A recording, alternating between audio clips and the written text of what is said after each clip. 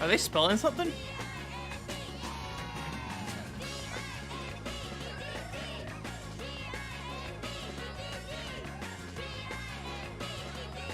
I don't know what they're spelling out.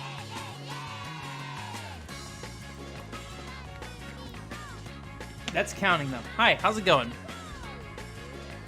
I don't know what to do at the beginning of the stream because technically there's like a period of time where the video doesn't go live. I guess I could be a real streamer and have like an intro, but no. That sounds like effort and work, and I have no patience for that. Alright, where's... Oh no, I lost my chat. See if I can find my chat real quick. Nope, that's not my chat.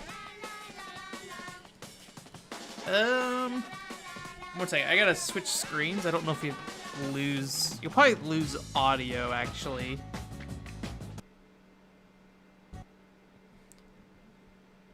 There's the chat. Okay, bring that over there. I've got kind of a funky setup, so whenever I need to get something off my third monitor, it messes up my video. So, all right, there we go. Okay. La la la la la. Let me check in on the audio here real quick, but I think we should be good to go for the most part.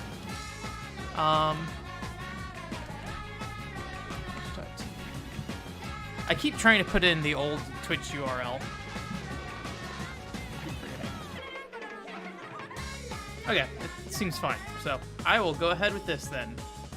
Let me go ahead and tweet out that we are starting, and then we will play this video game. Hopefully, have a good time. La la la la la la la. All right, play 'em. I'm ready. I'm ready for the video game future.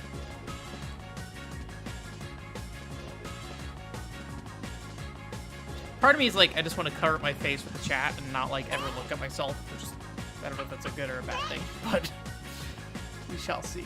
Okay. I don't know why I'm going to the options menu. Yeah, I want to change the rumble settings halfway through the game. When I first started Cinder Reflections, I had forgotten to turn the HD rumble on, and I was like, huh, why is nothing happening? I bought this game for HD rumble. But yeah, I finished up Cinder Reflections this week, so I probably won't say too much about it on this stream unless for some reason I go off on some tangent. But yeah, it's interesting. I don't know. It's gonna be a, like, I decided that I am gonna do a video of it, just because my feelings are so all over the place with it, and there are things I really want to say about it. But I think, I don't know, it's one of those videos that I really don't know how to position it, because like, when I make a video review, so I guess we're not going to talk about Cinder Reflections, we're going to talk about the video review of Cinder Reflections, but oh no, but when I make a video review, like, one of the first, well, not one of the first, like, the most boring way I can do it, but it's also probably the safest way, is to focus on what I like about the game first and foremost. And I think that's like beneficial, if only from like a, you know, inverted, wow, I'm doing terrible, inverted pyramid kind of style of like, hey, you want to keep people interested early on, right? Rather than, you know, vary your reason for making the video in some ways. But at the same time, I do worry that like that format's a little, I don't know, it's a little weird, because if somebody watches only like part of the video and you are just like positive for the first 5 minutes, I'm like, okay, I found out what I need to know about this game. Oh, jeez. And then they leave. It's like, well, did I convey to them really what, like, how divisive, whatever, that I feel in the game. Oh wait, that's right, it's like a roll jump I need to do. Oh god, I rolled too far. I'm actually not sure if there's a way I can bring the, let's see, is there a way I can bring the roll to a stop? Just jump.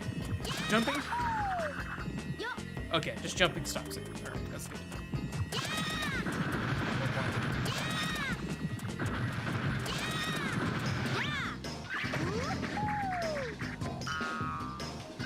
Oh no, I'm dumb. Oh god.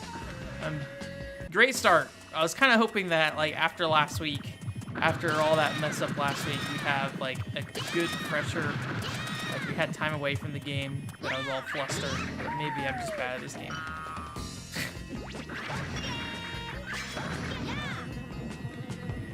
Jump. Okay. Okay. There we go. I do want this egg instead, though. Ooh, double cherry is not very good. Crush that out of the way. It's a little weird that you can, like, just break your own egg. Alright, stop. Thank you. By just, like, running over it. I don't know if there's any real benefit to that. I guess it's probably only bad for you. Hey, Alex, how's it going? Already lost, like, 4 lives in the first, I don't know how long we've been streaming. 5 minutes. Ah. I'm not sure if we're gonna beat this tonight. It feels like, I mean, this is the last area on the map, but I feel like this game probably has something like, oh, you have to get this many of the red spirals to actually go finish the final boss or something. Good. Rubbish. All right. Good. You haven't missed much yet. Basically, just talking about reviewing Centrifugal Reflections and how much of a pain that's probably gonna be. But it's fine. I'll make it. I'll live. I might start doing, I was thinking about this last night. I might start doing, video, like webcam stuff, I guess, with the podcast. Oh god. Because editing game footage is a huge pain to a podcast, but maybe just shoving a camera in my face and being like, this is me, and I'm talking, might not be terrible. I don't know. Thinking about it, like the podcast is all supposed to be as little work as possible to make sure I can get it out every week. So if it is more challenging than I'd expect, then I may not. We'll probably have a couple weeks where we'll try it out and see how it goes. So. Oh, midterm fun.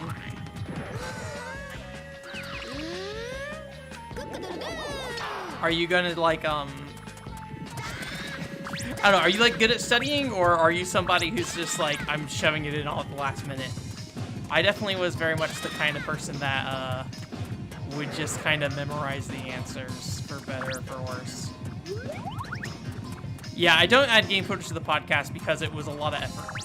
So I tried for a little bit and then took it away. And that's kind of where the clips came from for a little bit. I was like, I want to do something with this podcast stuff with video. And then I realized that those were unsatisfying to do, really. And then I killed those two. So I think part of me like still wants to make some kind of video-ish kind of component to podcasts, but I think editing game footage to podcasts is just too much. It's just too much. Okay, good. That's good. That is the right way to do school. I want this. I'm just trying not to catch on fire. Okay, there we go. Oh, I didn't pair up with the rabbit guy earlier. Whoops. Oh well. Not that I know what I'm doing right now.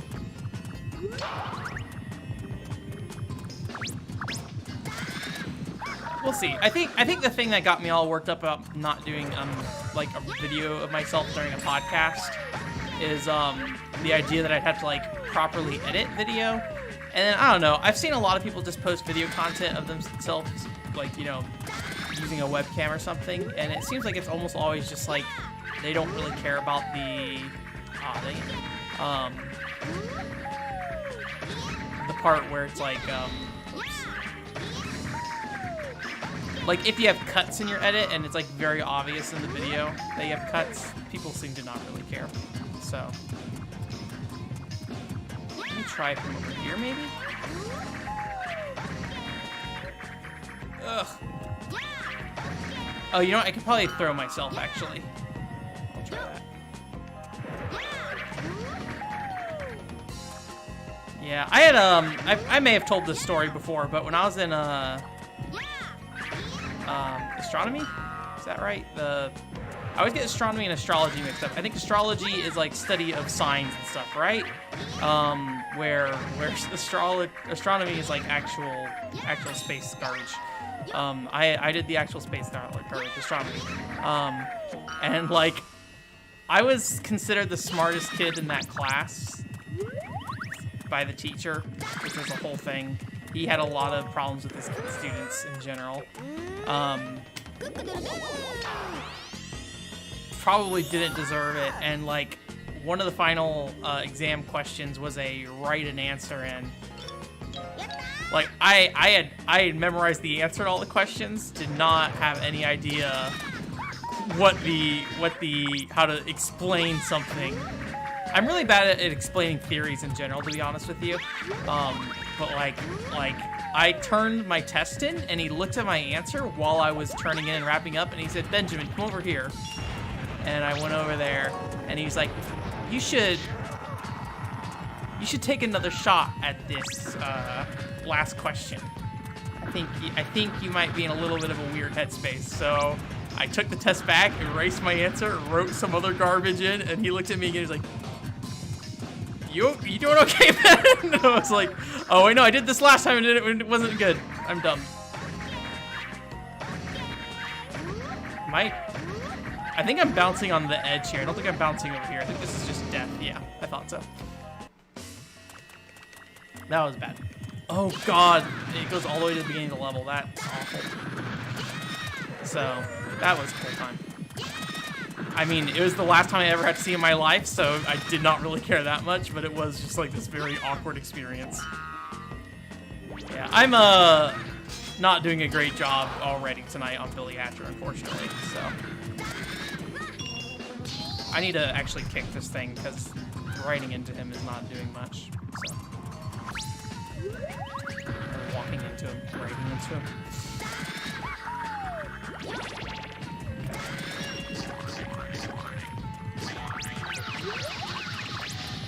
I was not a huge fan of school. I mean, I've said it before. It just was not my favorite thing to do, unfortunately. So, I definitely I like more practical applications, and I think that's why I liked community college more, is that I felt like I was doing more activities rather than like just studying theories and writing like research papers and stuff like that. University in particular, I was not a fan of. Not that I regret going, but get you. But yeah. I don't have any eggs over here, do I? Is there an egg that spawns here? There's one right there.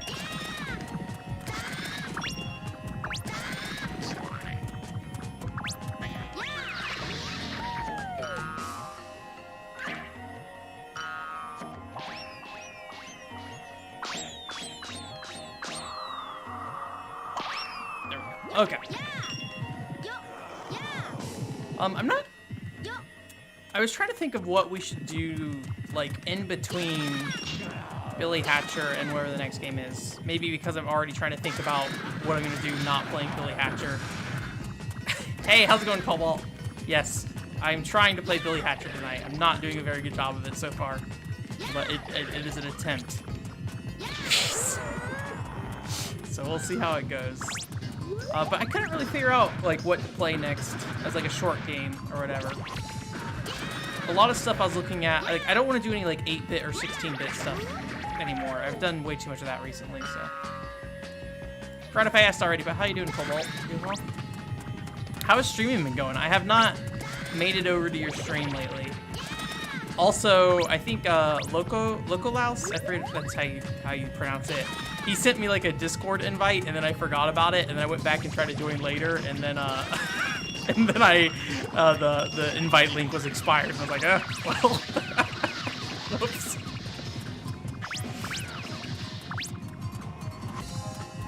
Oh yeah, the ongoing chronicles of your back. That is unfortunate. The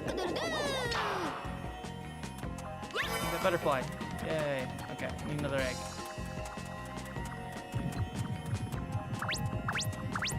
I need to be better about my posture. Back up.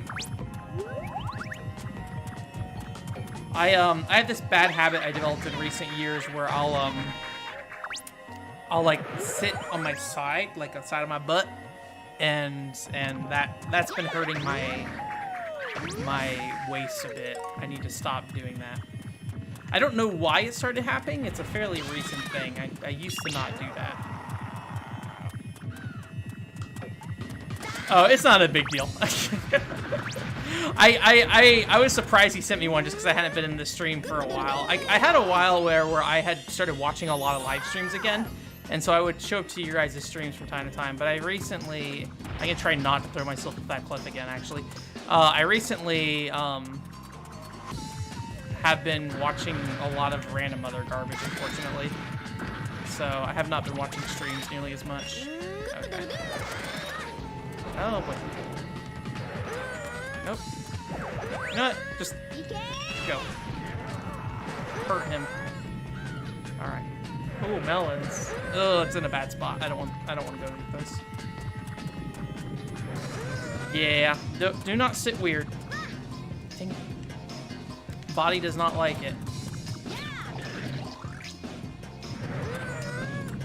I want this egg.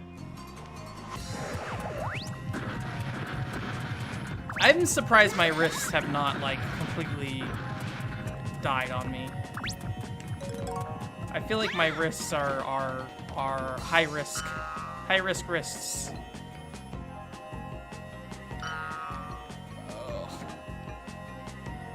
Something about the platforming on some of this stuff in this game. I wonder if it's just like, it's really hard to see the shadow. Well, that was great. All the way back to the beginning level.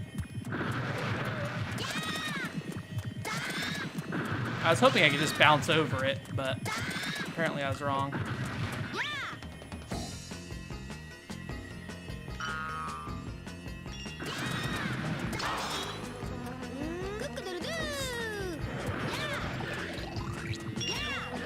Yeah, there we go. Oh, it broke my egg.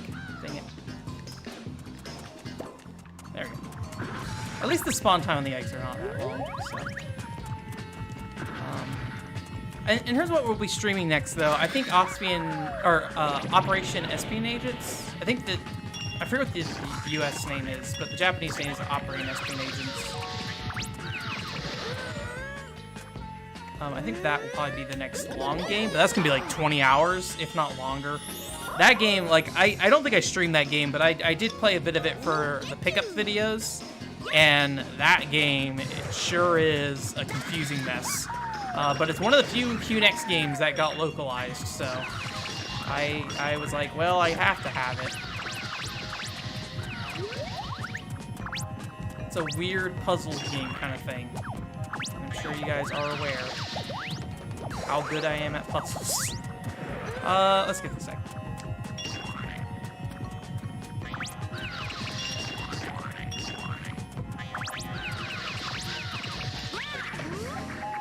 So that's probably the next long stream game, but I just don't know what to do in between right now.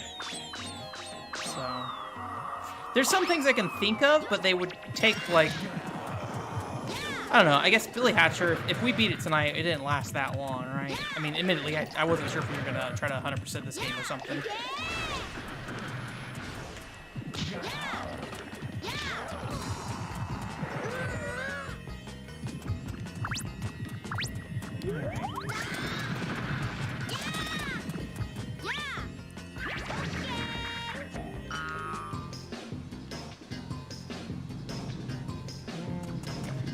I couldn't remember if the coins respawn every time or if it was only when you,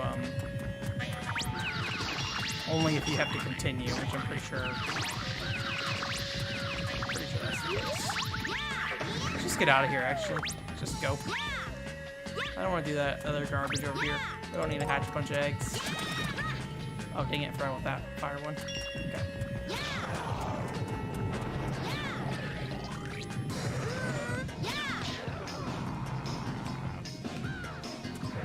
Dead? Okay. I'm just gonna keep this. No, let's get rid of the egg. I think this is a butterfly, if I recall correctly. Yeah.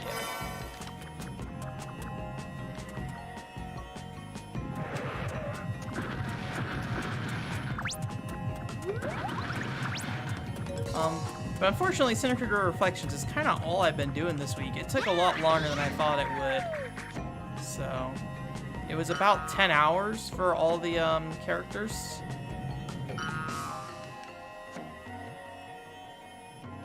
And it's essentially the same 6 mini-games over and over and over again, so... Alright, so there's not a lot going on. Okay. I probably shouldn't have done that, actually. That was probably a bad idea. Oh, boy.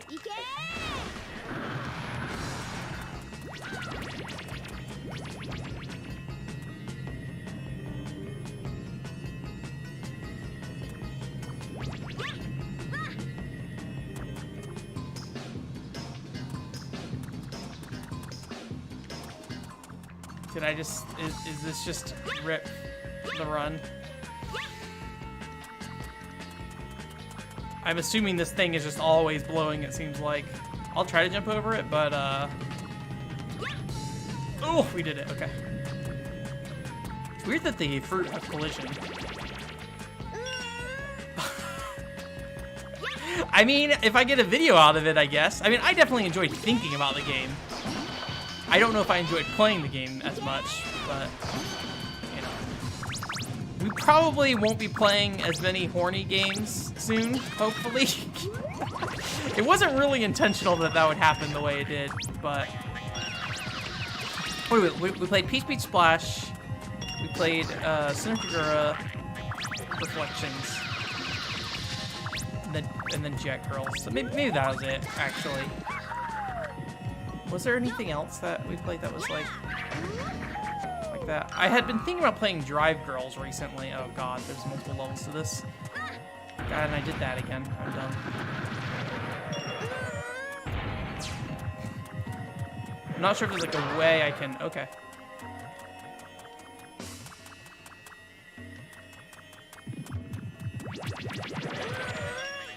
Maybe just make sure I don't get too close to it. Nice tame. Jeep Thrills, that's a horny game.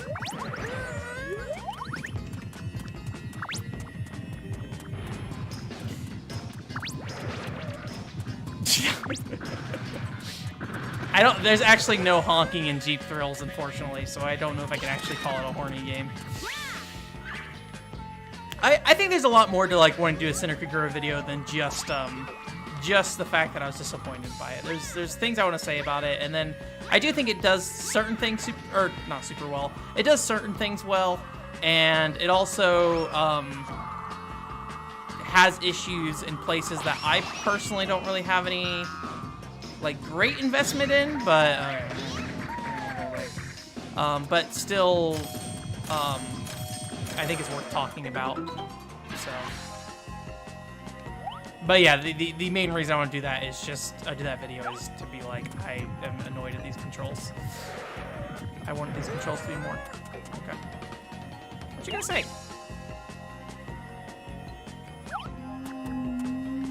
So what does this item I have do?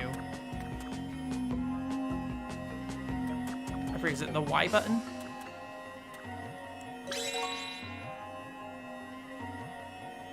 Did that...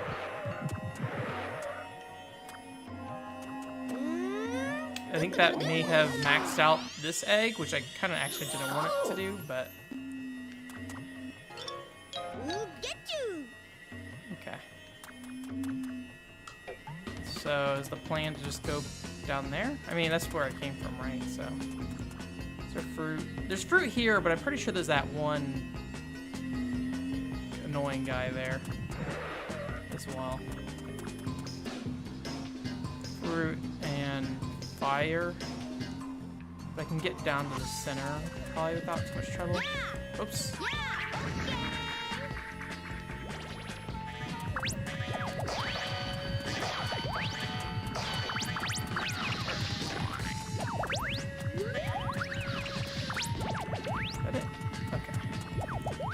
should be some on the staircase here, I think.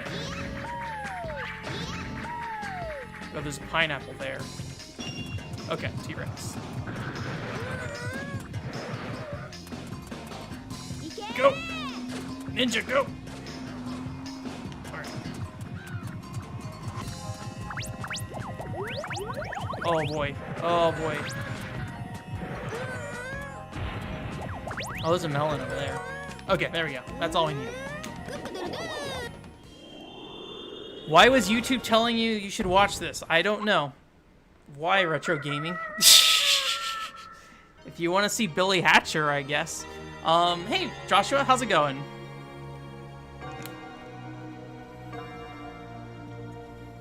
If you're subscribed to me, maybe? If you don't want stream content, though, then I would say this probably is not where you want to be right now. I definitely understand, like, and I've had people complain about, well, I haven't really had people complain, but I've had people note to me before that they would prefer a second streaming channel, which I've thought about. I feel like every time I break up content on the channel, it's,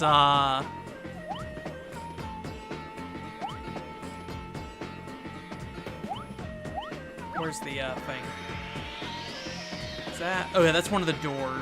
I think it's just the front door, actually. So it should be super easy to get to.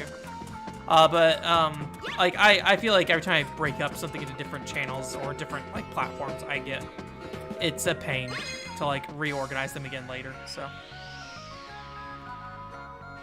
is that the downloadable content, Joshua? Good morning. I have not played any of the Pokemon stuff, but I like some of the aesthetic stuff in the DLC, like some of the character outfits and things like that.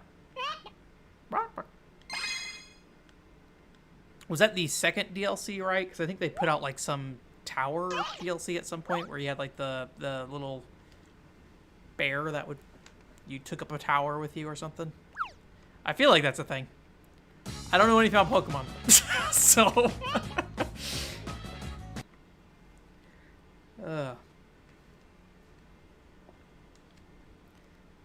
Had a conversation recently with somebody on Twitter about the leaks for Pokemon and was like,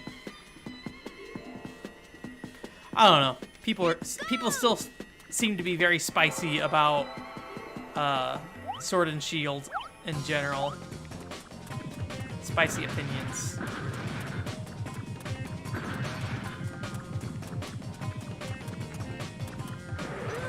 Palkia? Unfortunately, I am such an old man, I have no idea who that is as a Pokemon. But that sounds like a Pokemon name to me. I don't know if it's an old man thing. I mean, I think a lot of people play Pokemon these days, but I do not know anything about any Pokemon that are not the original 150 for the most part. And some of the like more meme ones, like, you know, Bidoof.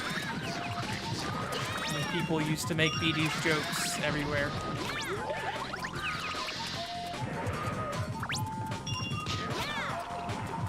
So is this the one that's in? I feel like one was a snowy DLC, right? Or am I wrong about that? Well, that jerk broke my egg. Oh man, we should play 50 Cent Blood on the Sand on stream. Bitch stole my crystal skull. That's a video game I would like to play someday. Is that multiplayer? I can't remember. That. All right. Goodbye.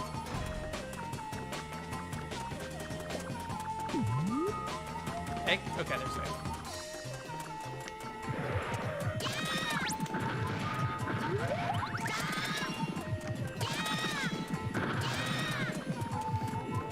I remember in high school, somebody asked me why I didn't want to play 50 Cent Bulletproof, and I said it looks generic, and then he laughed at me and said, "What are you buying groceries?" And I was just like, okay. I don't know, something about it made me laugh. Oh god, I was moving at an angle I did not like while I was going down there.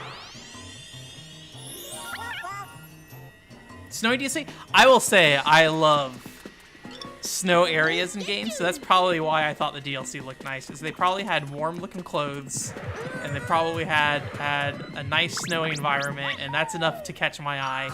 I have not looked at it recently, but I remembered liking some things about it aesthetically. Nice. Trying to get that coin, but that worked out great. Okay, cool. It like starts me with the door open.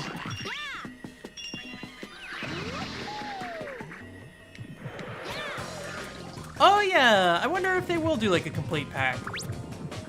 So let's see. Did they do a like because usually like the usual setup was I jumped way too early. With the older Pokemon games, they'd do the two games, and then they'd like take the one, or they'd take both of those and make it into like a final third game, right? Is how that worked out. Like a year or so later, add some content. Pokemon Crystal, Pokemon Platinum are the things I'm thinking of. So did they do that with Sun and Moon at all? I know there was Ultra Moon and Ultra Sun, but I don't know if that was... I don't recall if they did like a third complete thing or just another set of 2 games with that, So I wonder if they would do like a $90 package for everything, or if they just go ahead and do like another new set of games and then include that content in there. Oh, that was close, okay. Oh no. My egg.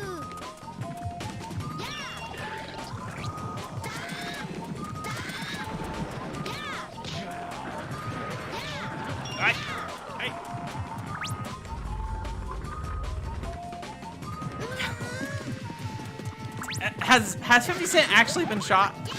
I have no idea anything about 50 Cent other than the fact that he is in Blood of the Sand. And Bulletproof.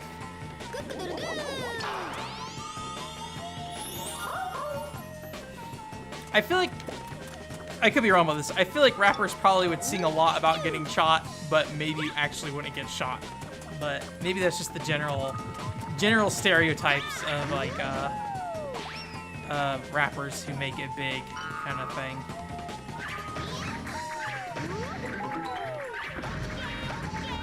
He did survive 6 bullet shots, man. That's rough.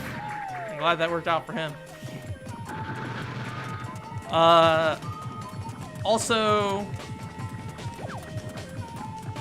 no, I was thinking that he was at EA's E3 show floor one year smoking marijuana, but that was Snoop Dogg actually.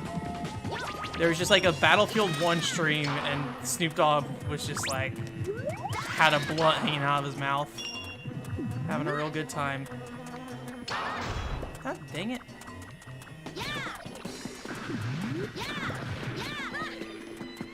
I don't like their spike butts.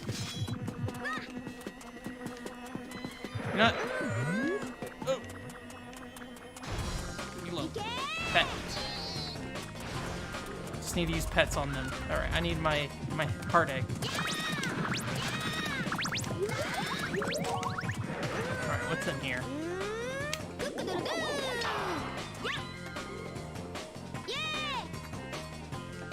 I mean, it's a heart.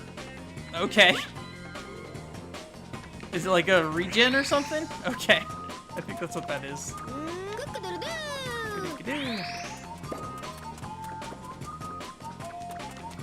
I do not know enough about rappers, but yeah. I guess probably what it is like you start in that kind of environment, right? And then eventually...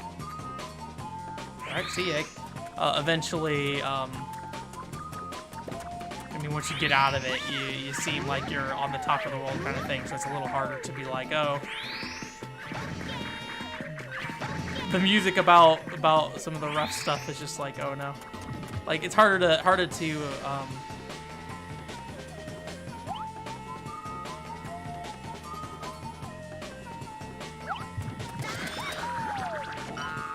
it's harder to seem like they would relate to somebody who doesn't have like a lot of money and stuff, and like getting in gang fights and stuff like that.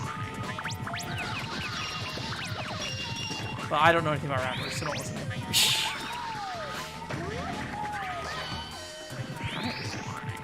So basically, I think once I hit this switch, the sand's gonna come up, and then I need to go on a one of the orange rings there to get up to the next platform.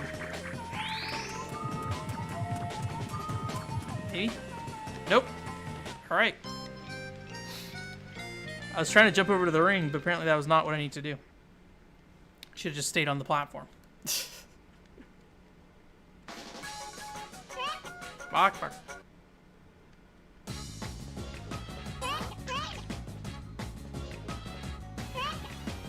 Does it say I have 12 lives, or is that 12? There must be the 12. Okay, yeah, the 12 collectible things. I was like, there's no way I have 12 lives. All right, let's try this again.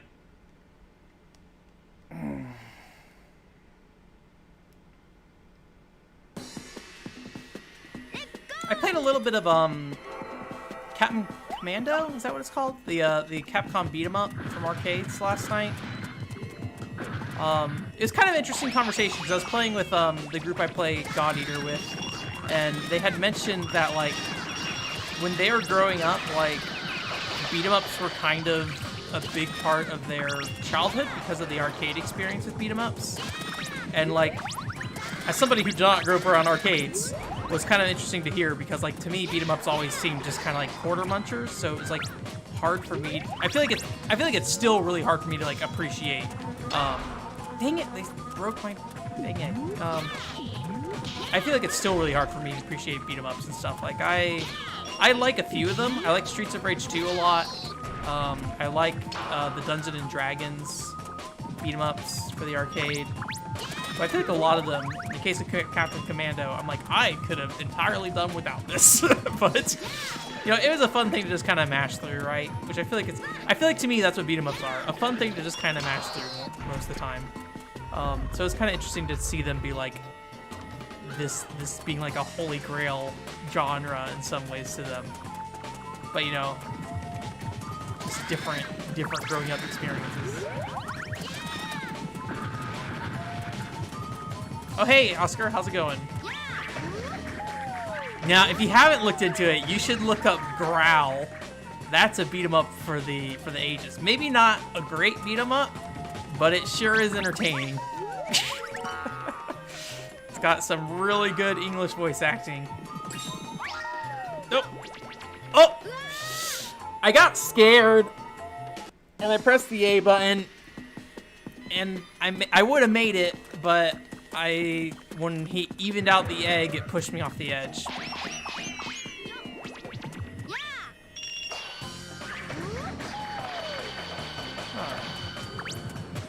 Bionic Commando is a cool game. I would agree with that.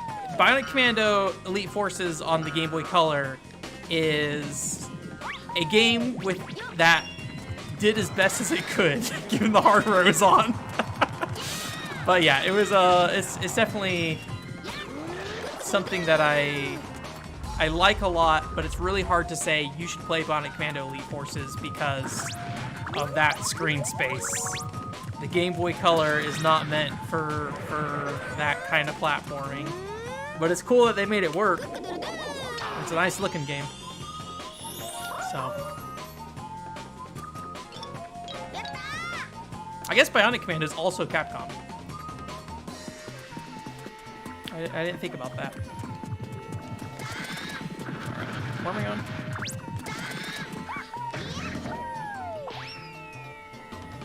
Yeah, apparently Captain Commando was in Marvel vs. Capcom 2. I was like, I had no idea. I do not recognize this man at all. I remember there was a little Red Riding Hood girl with a Uzi. That's about all I remember. I did not play a lot of Marvel vs. Capcom growing up, so I mainly played Tatsunoko vs. Capcom. Oh yeah, that's right. We just get this out of here, throw that thing. Didn't even want to deal with it. Oh, did I? Is this the heart room? I should have upgraded my heart egg. I guess I can still get some stuff here. I got melons, cherries, bananas, melon. Everything in here? Ah, we might be good. Ah, we're good.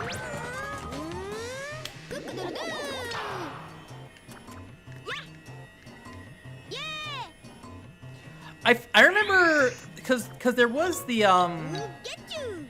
There's Bionic Commando Rearmed, and then Bionic Commando Rearmed 2, right? Is that right? I feel like Rearmed was pretty well received. I don't know what was wrong with Rearmed 2, to be honest with you. Like, I don't know what made people not like that much.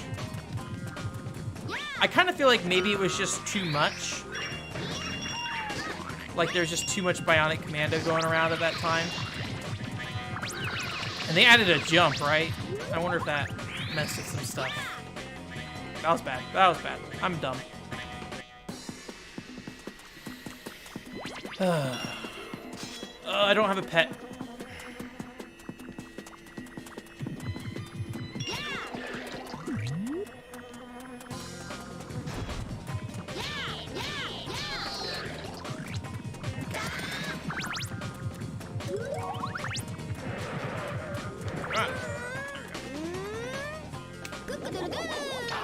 Tatsunoko vs. Capcom's great. Well, let me say this. I've played Tatsunoko Capcom Next Generation, which I think is or New Generation, whatever the original Japanese Wii version was. I have not played Ultimate All-Stars, I think it's called, or something. But I did get a copy. Ooh, gosh. I did get a copy. I just have not taken the time to play it yet. But I assume it's largely the same game with new characters. But, you know, as somebody who is not really a fan of Marvel, I think those kind of IPs, like, definitely appealed to me more.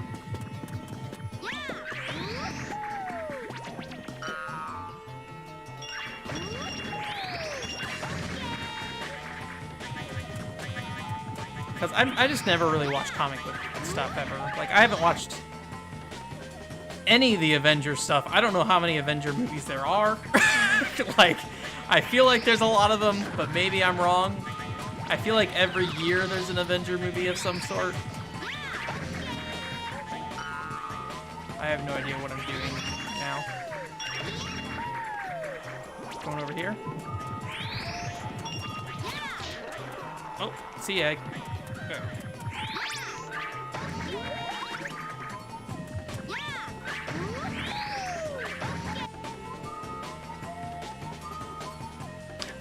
I got a copy of Bionic Commando, the reboot, the 360 and PS3 one, because I'd heard, I should have moved. I forgot that it was a thing, and I was too busy pointing out the fact that I had Bionic Commando. Forgot to move. But yeah, I got a copy of that a few years back for like $2, and yeah, I might check it out. It's on my list.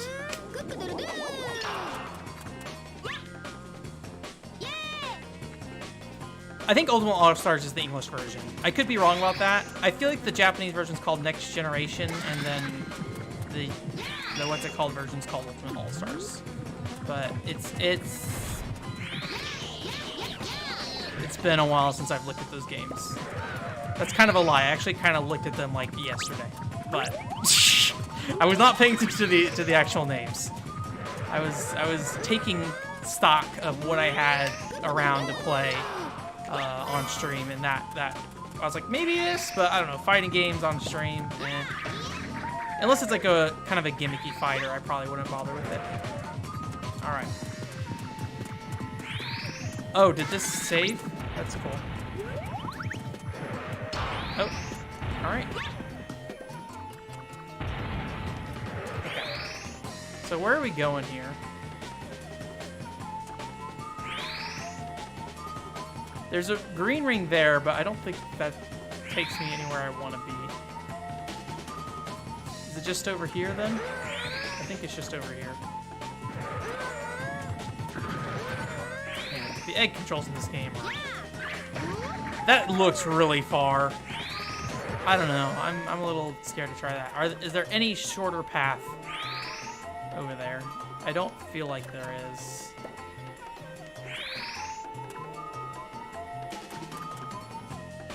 Door over there. Unless that thing like really launches me, I don't think that will get me over there where I need to be. Cross generations of heroes. Thank you. That is accurate.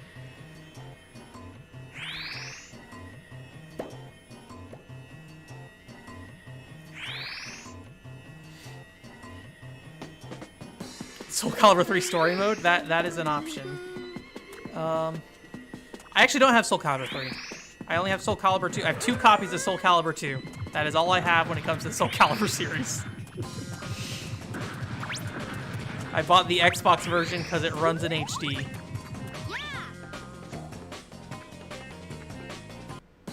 Alright, well, apparently that was a trap. My thought process was, well, the worst thing that can happen is I get in there, I bounce up, see how high I bounce up, and then based off that height, I can make a determination of whether that was the intended way for me to get across. But instead, I just died. So.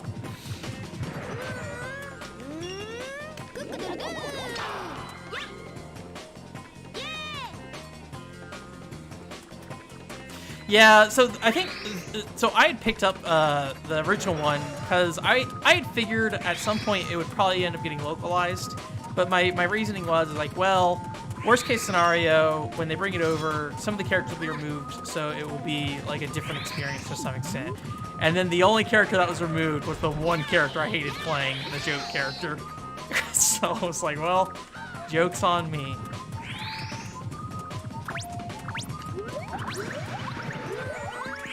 Unfortunately, it's one of those games where there's like a bunch of licensing issues, so I don't think it'll ever be like re-released or something. Control game list? Why is it dark? Did I hatch a bad egg or something? Got this like crow up here.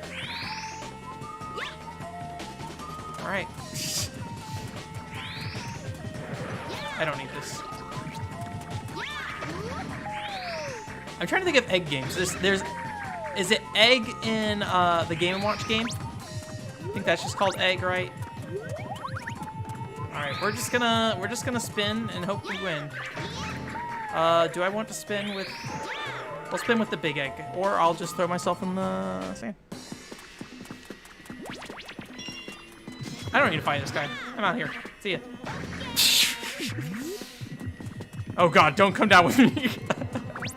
Oh God, he's here. I can hear him buzzing. Alright, I think he left.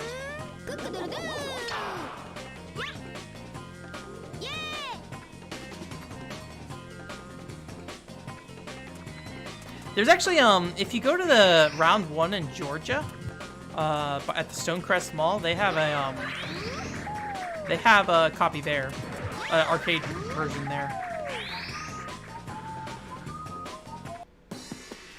Well, that doesn't seem to be the way to get over there.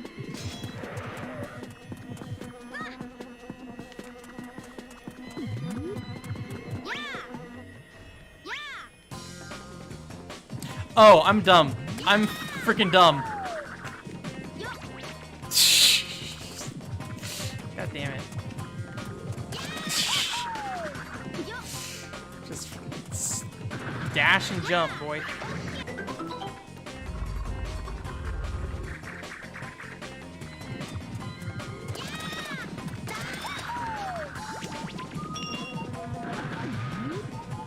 Why I forgot that I could do that.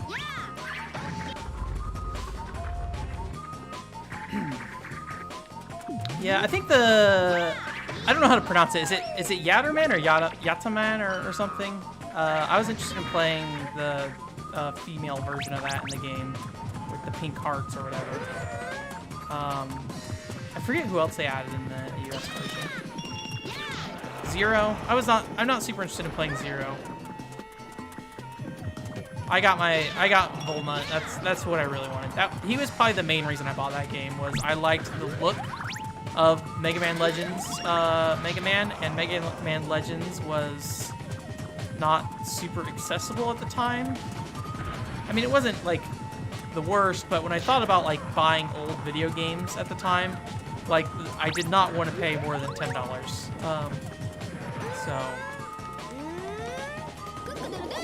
And I think Legends was probably like $25, $30 for a PS1 copy, and then Legends 2 was already like $60 to $80 at the time. Okay. Where are we going? Over here. Do I need to roll for this one? don't think so. It's like a tornado coming for me, though.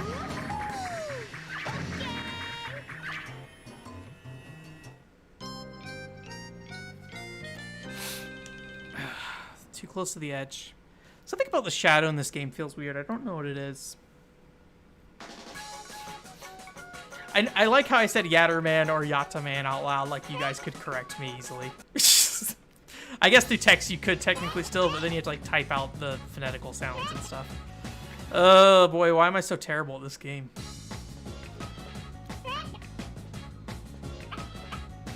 Whoops.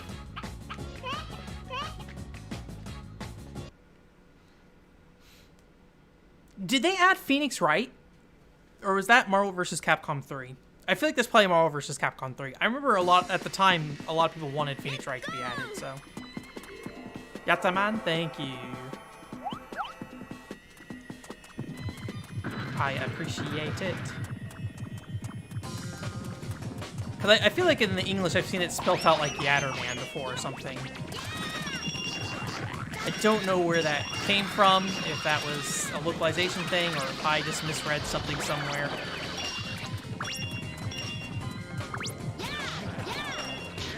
I watched the, after I played that game, I watched the Gotcha Force or whatever? One with the Thunderbird kind of characters or whatever. I watched one of the OVAs for that series, and I enjoyed that. It was just like an OVA movie, though. It wasn't anything like, wasn't like a series or anything like that. That was probably as much as I needed of that. Like one little like quick adventure, and then, you know, see what these characters can do. Check out Joe the Concord, or whatever his name is. I don't know. I feel like Joe the Concord is the name. Yahtzee Man. Joshua, you missed absolutely nothing. Don't worry about it. You missed me dying a lot. But now I know. Now I remembered that there's a roll jump. I do like being able to like spin the egg and like have it come back around, but on these guys, it's kind of a pain. Well, these guys are kind of a pain in general, not that particular attack. I don't know if there's I mean, obviously if they come down and they smash into the ground and then they leave their butts exposed, that's very easy for me to capitalize on that. But I don't know if that's random chance or if I'm supposed to be, you know, figuring out some way to initiate that or what.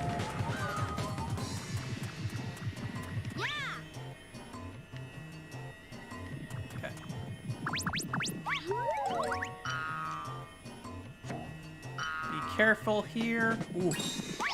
I was scared I wasn't gonna be able to I wanna open this egg. I wanna open this egg.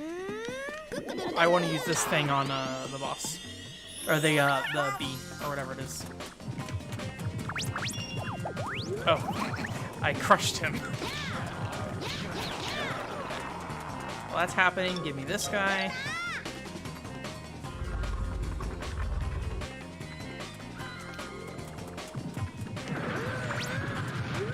Gonna spawn, or I'm at the rock area. I thought I was further ahead in the level, actually. Right, we'll bring this egg with me anyways.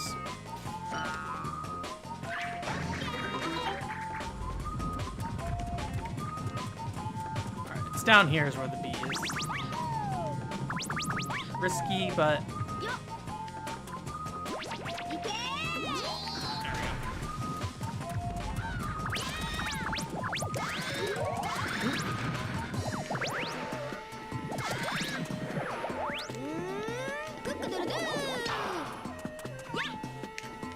nice hatch.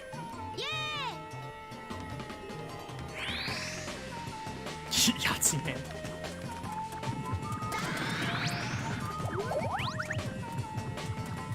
I should probably watch it someday. It's just really hard for me to watch. Oh no, well, see, egg. It's really hard for me to watch long anime series. But one thing I do like about like Pat Labor and the old Gundam is that typically it seems like they're made in a TV show format in a way that's like, we don't particularly expect you to be here every week. And Part of me wants to roll jump this, but that's...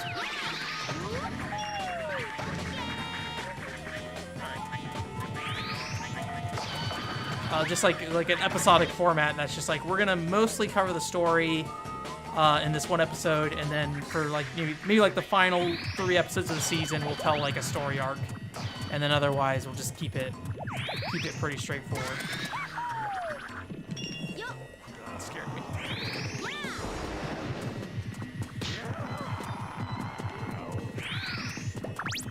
Okay. I don't know why I built this egg up, because I can't do anything with it.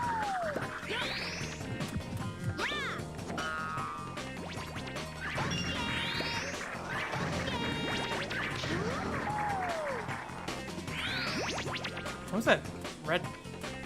What is that? Oh, I think I'm targeting an enemy or something? That's downstairs.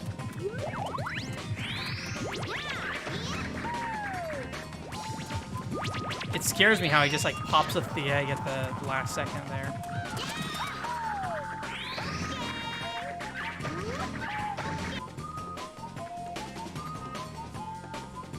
That's not bad. I don't know, maybe I'll look into it. That's right, I need to move on this one.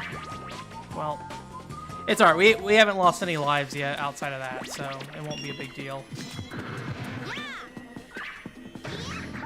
Alright, so this is the one I need to spin roll for.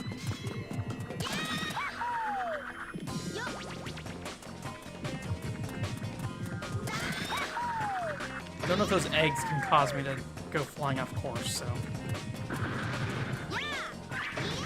I feel like there's probably a lot of games in that series, right? I wonder if they're any good. Although it might be old enough that it might not have a ton of games.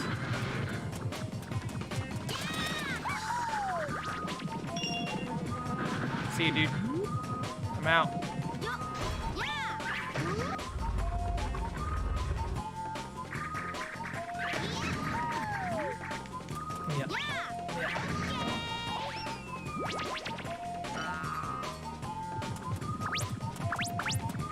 Sorry for being a little quiet. I'm trying to make progress. This is what's trying to happen. I'm trying to pay attention to what's actually happening on screen, rather than just talk the whole time. That's bad. I have to roll jump, I think, to make that.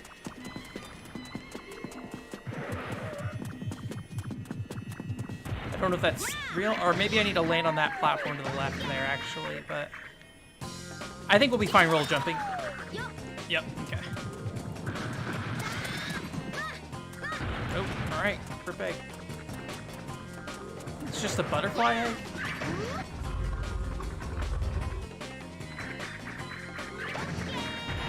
I do not like those pillars. Ball. Any other one? Alright, right there.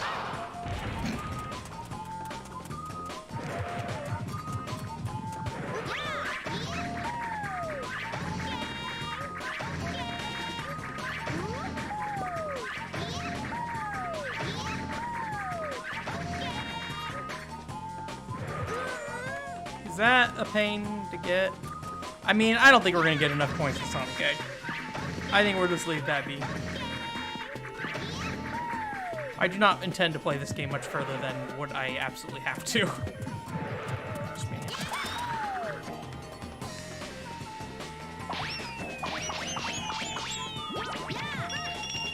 I want to see those credits and probably nothing else. We'll probably, you know, depending on how far we get in this stream and what's left over for the next stream, we'll probably continue to play this as long as the stream is still active. So, like, even if we beat it, if we have like an hour left, we'll just go try to get some more red things that we're collecting. But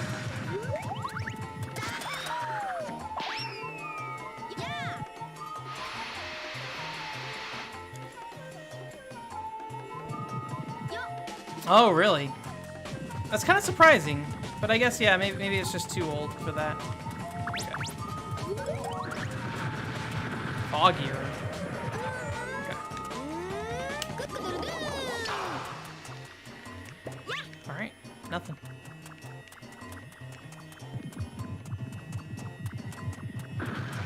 Are the fruits supposed to be a hint?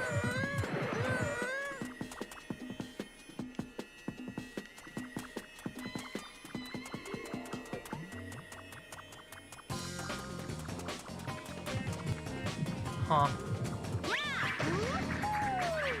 I don't know. Let me kick an egg.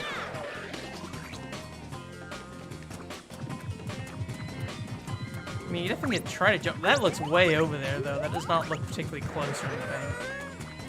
Maybe let's try cracking this egg open and seeing what it gives me.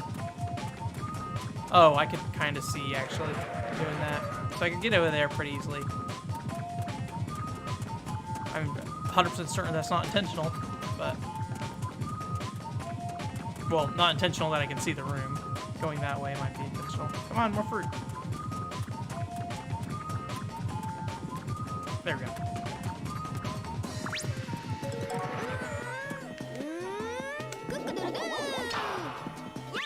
Got a monkey. Alright, monkey. Alright. That didn't really help us. So I need an egg. There's an egg over here. And I guess let's just do a blind jump this way, because I don't know what else to do. I feel like that's probably wrong. I cannot see anything. There's got to be something to do in that room, because I have no idea what you're supposed to do otherwise.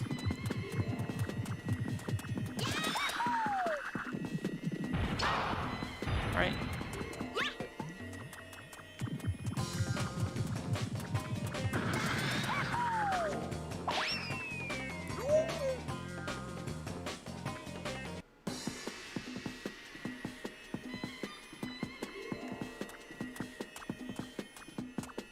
What are you listing out, Spencer? Are you listing out games for that series, or?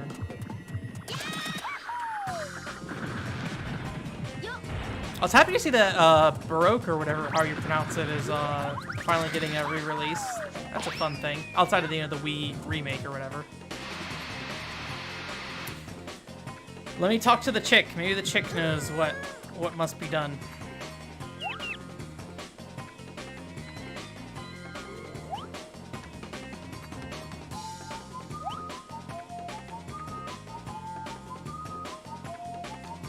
I need a wind. Well, this is wind, so we'll hatch this egg.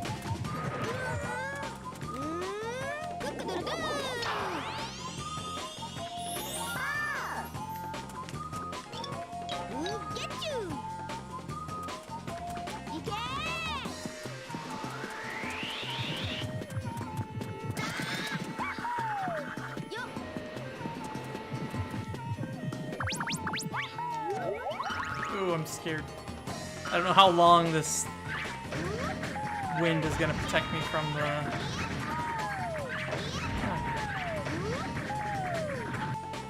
Okay, there we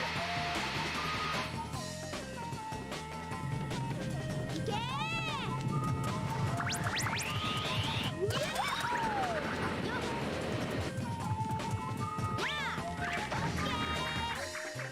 Alright. So we need to go back down that way.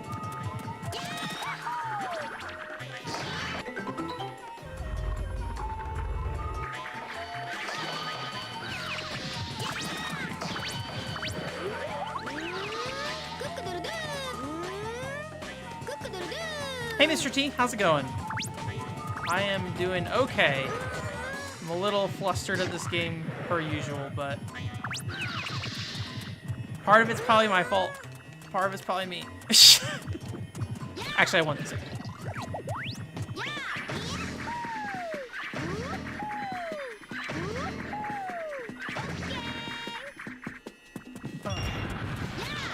And I'm trying to see if I can actually make some progress, so I'm not chatting a ton, I feel like, right now.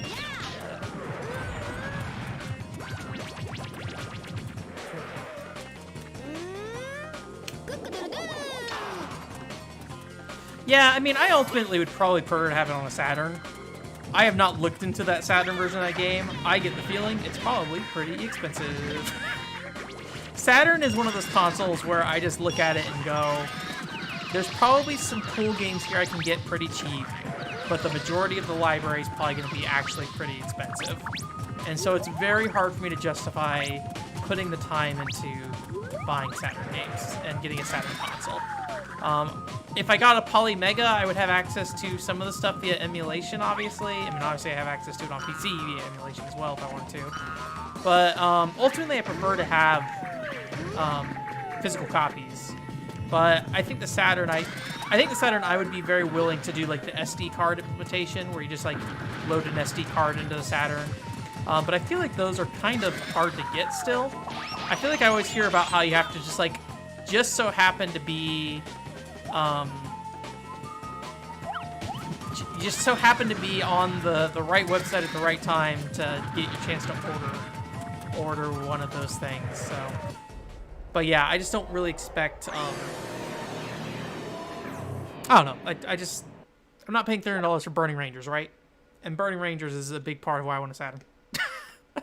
So, Baroque's cheap? Okay, I didn't know that. That's cool. Now, is that a Japanese copy or a US copy? Did that game get localized initially? I actually don't know. Alright. He's supposed to be a toughie. Get me some fruits.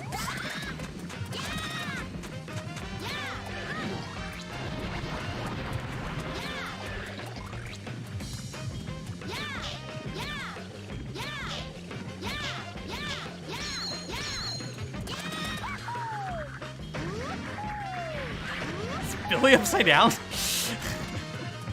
Oh, he spawns other bosses. That's kind of interesting.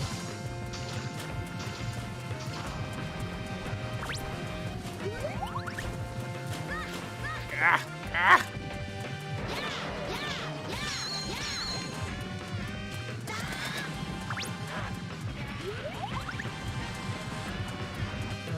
I don't remember what this one does. That? I couldn't remember. I was like, I'm pretty sure I need to hold the egg in front of me for that move. That's super easy. Egg or fruit? All right.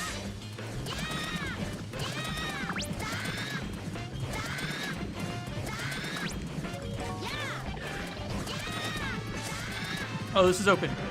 Crack it open. Nothing.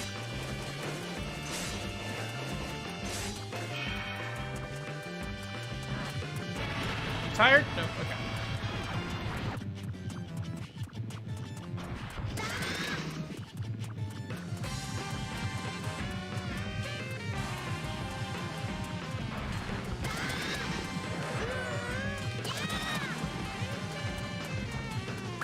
I guess he's a little harder. I mean, we're losing technically. I'm at half health and he has more than me.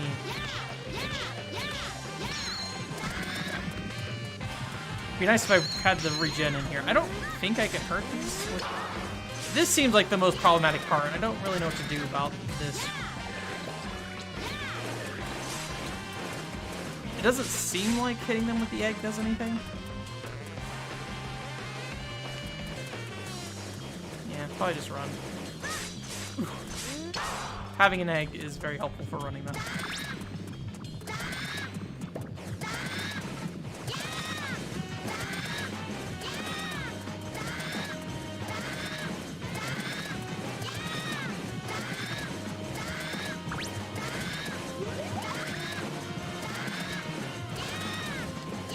Maybe.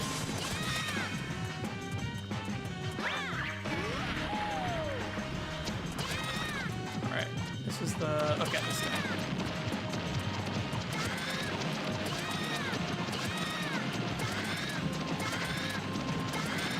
Whoa.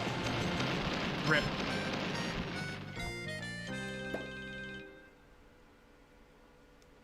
Terra Onion mode, I don't know what that is.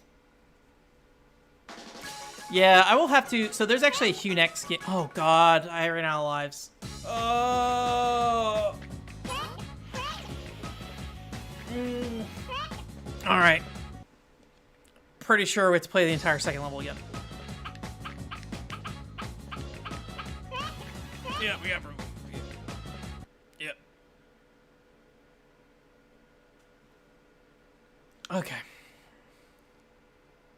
Oh, it's mega cheap in Japan? Yeah.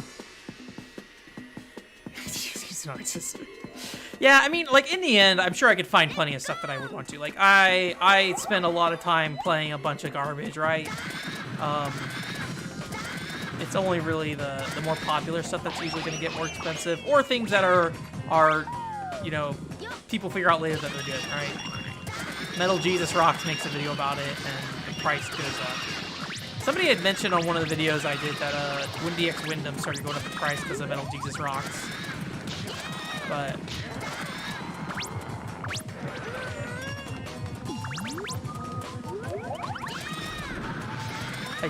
I looked into it, and I think there's a bunch of copies that were like 20 bucks, which I mean was still more expensive than I paid for it, but I wouldn't say too expensive. Oh god, I need an egg. Is Burning Rangers, does that have English in the Japanese version, or is it I know the song was like re-sang, so I know there's an English version of the Burning Ranger song. I don't know if it's like a case where like they're like, oh,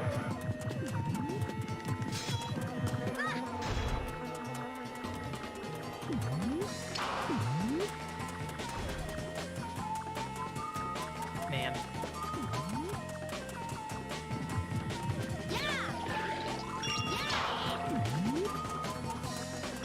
I probably mentioned this last week, but I'm still fairly certain that PSO Plus in Japan probably has English in the game, and is probably a cheaper alternative to getting PSO Plus in the US, but I would imagine that probably has actually gone up in price since.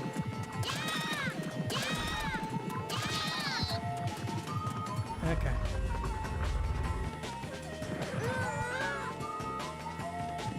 Oh, yeah, that would probably be problematic for me.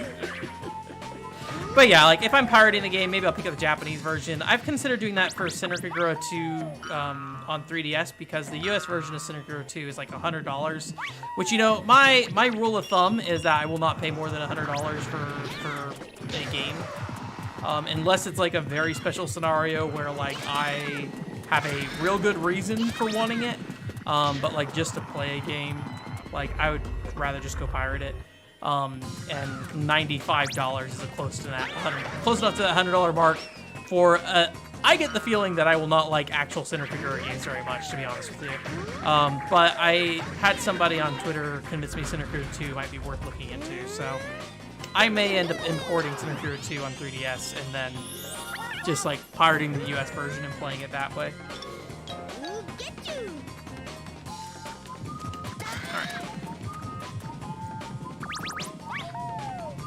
Alright. Do I have a pet with me? I should. Yes. Oh god, I wanted the heart.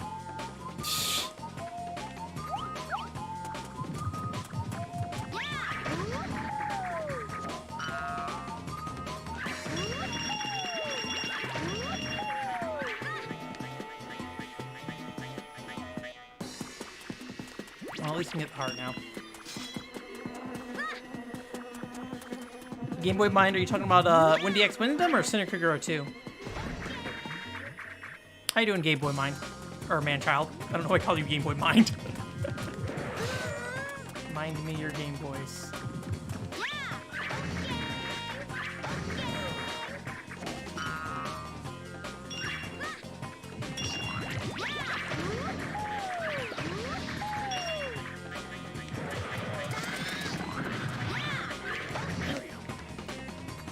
Billy Hatcher is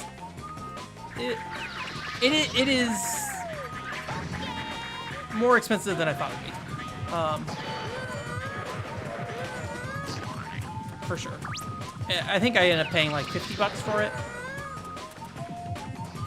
All right, it's just like, hey, I don't know how to handle this egg moving upward, so we're just gonna spawn it above you. I unfortunately feel like I can't really vouch for this game super well. You know, maybe there's a world where this is I love this game, but I don't know. I feel like I'm generally like, so part of me is like, maybe I just don't like this game enough at this point, so it's like making it more difficult for me to get into it. But you know, I really, really did not like the beginning of Resident Evil 7. I very, very much disliked being in that game. And like, eventually it turned around for me, right? So it's like, well, I can like the game. I can change my mind. So maybe I'm not giving myself enough credit. All right, we need to move on this one because this is gonna sink. And this should put us where we need to be. I want this. I want this bad. And I really need an egg. That's what I really need right now. Okay. No egg. Egg. Oh. See you later, dudes.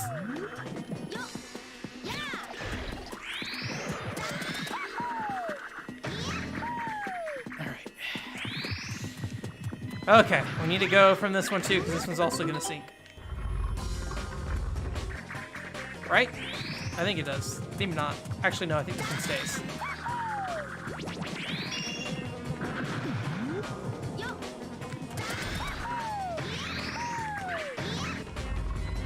Yeah, I mean, Game Boy Man-Child, like, one thing is for certain, like, if you're looking for games like Billy Hatcher, maybe Billy Hatcher's not the greatest example, but Billy Hatcher has a recognition, right? People know Billy Hatcher. I think if people were to say, I'm going to collect GameCube games, I'm going to get Billy Hatcher. Billy Hatcher was one of the video games you could get on the GameCube. And it was like something people were aware of. It's a 3D platformer, so like, you know, I think there's definitely a nostalgic feeling for that genre, and people like trying to find games that fill that need. Is that something? Is that something I can use? That seems like it'd be helpful. So like, yeah, I think Billy Hatcher, particularly, honestly, probably GameCube games in general, you're probably gonna be a higher cost. But like, I don't know. That doesn't really help me. But like, I think a lot of games is just, you just gotta know what you're looking for and have some flexibility in what you're looking for. Like, yeah, I invested the money into Billy Hatcher. Probably shouldn't have, but I did. But you know, if you can find cool stuff for really cheap. Why Wii PS3 and 360 games are still dirt cheap, it seems like. At least a lot of them, and there's still some like hidden gems there. So if you're willing to take like a couple $1 to $5 risks on games, you can find some stuff for cheap. I have it on demo disc too, actually. That's the only way I have played this game for years. There's also an opening movie in Phantasy Star Online Episode 3, or a trailer for Billy Hatcher. I think if you hold down Control and M or something really weird like that on the keyboard. So not only do you need Phantasy Star Online Episode 3 to view this trailer, you need a keyboard connected to your GameCube via an adapter or using the GameCube keyboard controller. And then you also need to know what the button input is for it. It's like hidden behind all this garbage for some reason. And it's like, here's an ad for our video game. Good luck. Good luck figuring out how to get to this.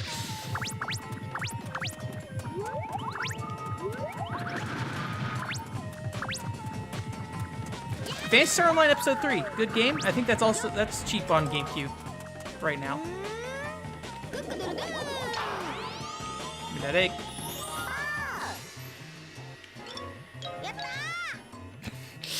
Yeah.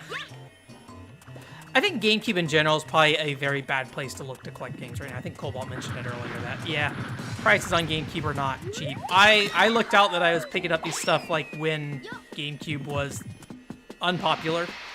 You know, I was buying a bunch of stuff between like 2004 and probably like 2008 for GameCube, and you know, I think that helped me out a lot. I mean, I got Fire Emblem Path of Radiance for $15, right? And it's like, okay, cool. Good luck doing that today. Cubivore was probably the most expensive GameCube game I bought at that time, and it was $35. And I remember being pretty upset about that. I was like, oh, this game's so expensive. Oh, boy. Oh, boy. I hope I can jump in time here. Okay. The cutscene started as I was dashing, so... But, you know, that's just, like, about buying, I think, what is currently cheap, and then you work out where sometimes you get stuff that ends up being quite expensive later on down the road.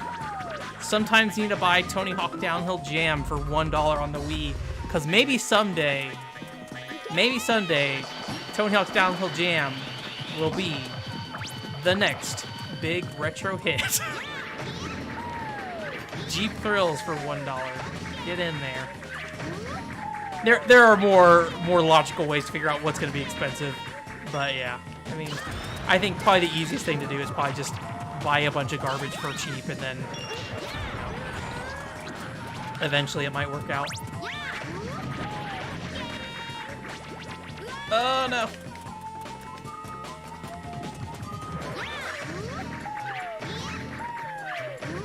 I would like a copy of Power Stone 2, but Power Stone 2 has been expensive for a long time.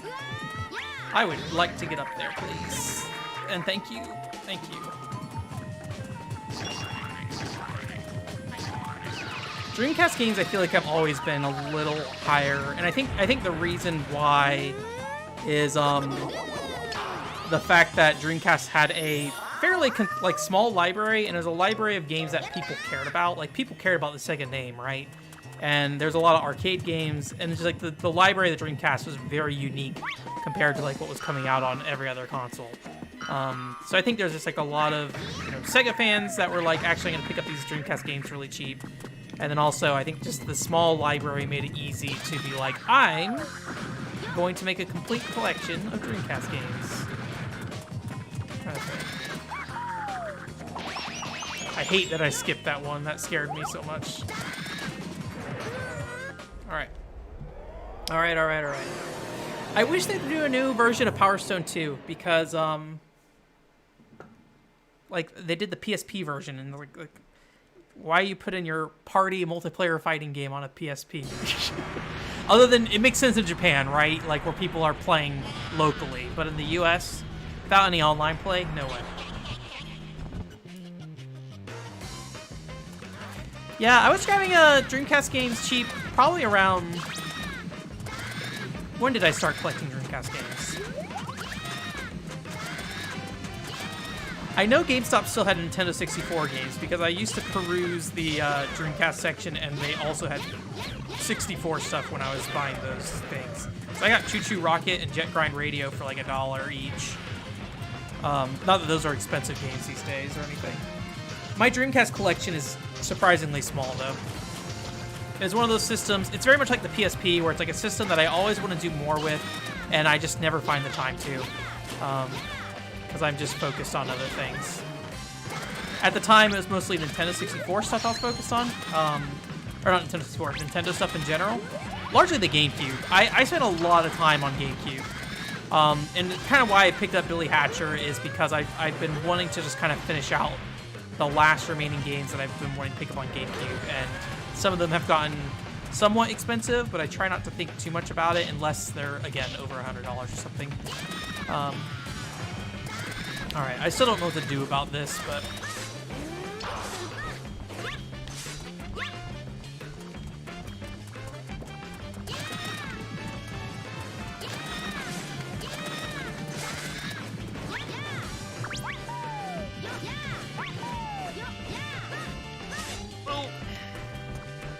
I don't think that helped me.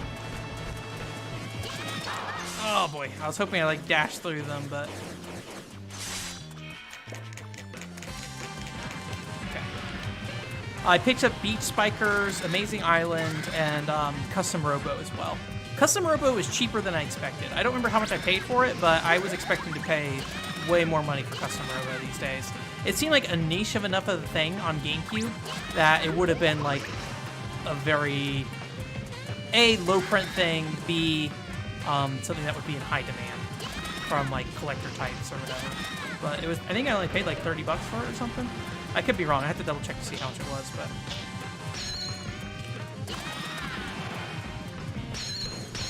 Elemental Gimmick Gear. I have Elemental Gimmick Gear. I should play Elemental Gimmick Gear on stream sometime. I mean, I have played it on stream before, but we should play through all of Elemental Gimmick Gear. Oh, God. Egg. Egg, please. Don't touch me.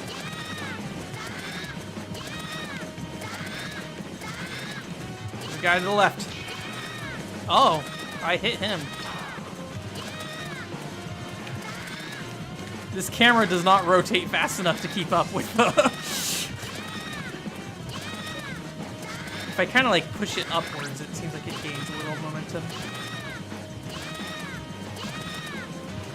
I feel like I should be able to hit them, but every time I kick the egg back there before, it bounced off them, and then also I'm left to be very vulnerable.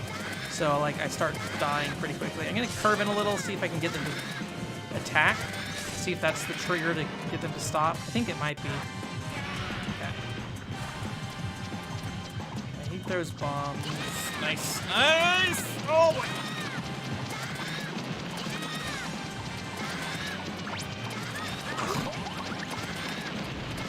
Oh god.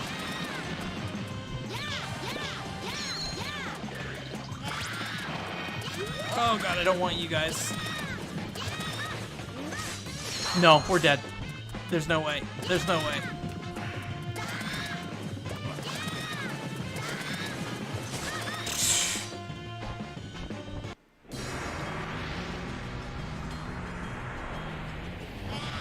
Oh yeah.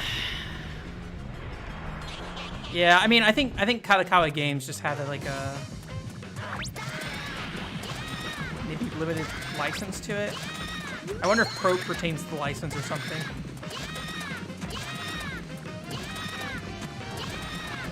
I mean, thankfully, I think there's plentiful physical copies of that game that I don't think there's really that much trouble with finding copy Ready of the Sky Soldier, especially the Wii U version. I mean, I guess the Wii U version is the Wii version, right?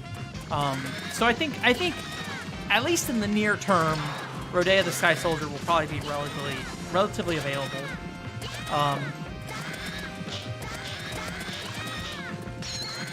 But yeah, I actually mentioned that game in a chat today. There's a group I was in that was talking kind of about their general feelings on each console, each Nintendo console specifically, and the Wii U did come up, and I'm still a strong proponent for Rodea the Sky Soldier on Wii U. That is a fun version of that game. Still my favorite. I say having not played the 3DS version of the game. Maybe the 3DS version will be a life-changing experience for me, but I'm pretty sure. Pretty sure that's just the same as the Wii U version. So, all right, these guys are just standing here. Let me. All right, I got him. Okay. So maybe if I can get him to just like stand around, I possibly can attack him. The real one to stand around. I've hit them before, but they were just doppelgangers. Wii U, I think, is kind of rough. If you go, I think it's Hello Kitty Kart on Wii U. Like, okay, let me take that back. If you're buying Wii U games for a complete collection, it's probably a little rough now. But if you are just trying to find whatever you want, then obviously I need an egg desperately. Okay, who's just standing? Nope, they're all moving. Okay, he's just standing.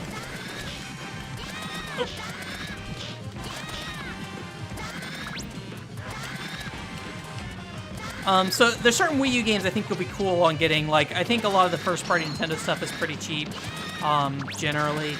Rodea the Sky Soldier is pretty cheap. I'm trying to think of any other, like, Zombie U. Zombie U is a great Wii U game, in my opinion. I think that's probably pretty cheap. I think the biggest problem you're gonna have on Wii U is just finding gems, right? I feel like anything you get on Wii U is going to be, I mean, if it matters to you, right? Oh, okay. Maybe after they attack, we can just smack them. If it matters to you, right? If you want to find like some neat new things, but if you're just like picking up kind of, I don't know. I feel like if you're just picking up games, you'll probably end up getting the usual, like Star Fox Zeros, Sharp FE, maybe Devil's Third, but Devil's Third's expensive, right? So, at least in the US, Devil's Third's expensive. I haven't seen what a PAL copy of Devil's Third costs. Good morning.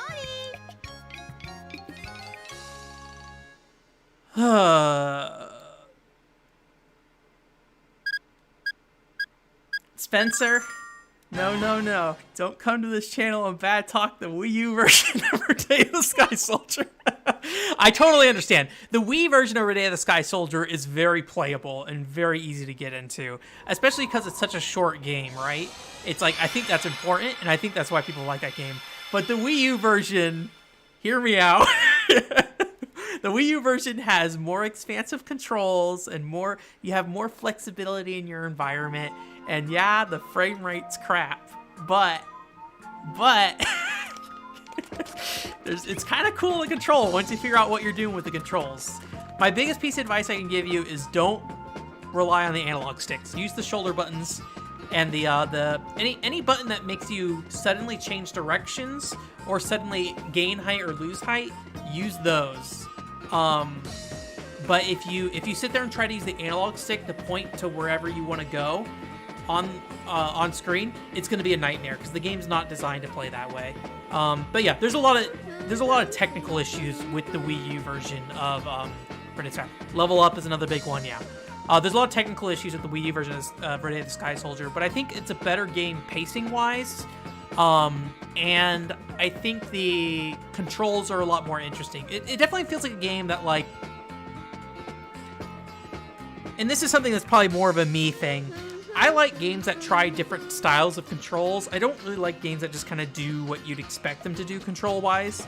Like, that doesn't mean just, like, you know, making a nightmare control scheme for no reason, but with a benefit kind of thing. And I feel like Day of the Sky Soldier is a pretty steep learning curve on Wii U specifically. I assume the 3DS as well. And the game's not long enough to really justify it. But once you get to the point that you're at in that game, where you have learned the controls and how to navigate the environment, it's very satisfying to play. Where the Wii one's just kind of point and fly, and you know, it's cool. It's a very fast-paced game. It feels a lot like playing a Sonic adventure. When you're playing a Sonic, you're just kind of blindly flying forward, and you know, as long as you have somewhere to click on screen, you'll move quickly. But it just doesn't have the depth. And there's also just like some problems with the game when it comes to balance.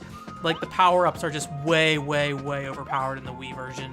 And it makes it so parts of the game just like the boss battles, basically, if you have the gun, the boss battles are no challenge at all.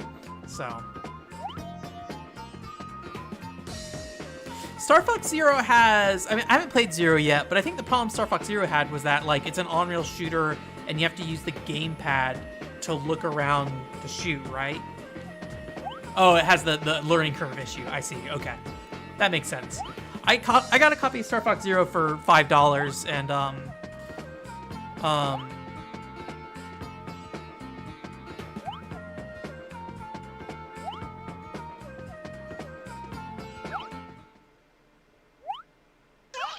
okay, we have to figure out the riddle that I just did not read. Something about 2 chickens facing each other and 6 lights and a rainbow.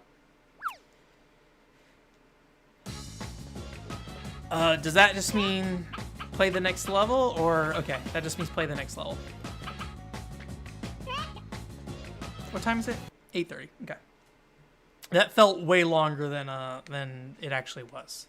But yeah, I need to play Star Fox Zero. I got it for like $5 off Amazon once.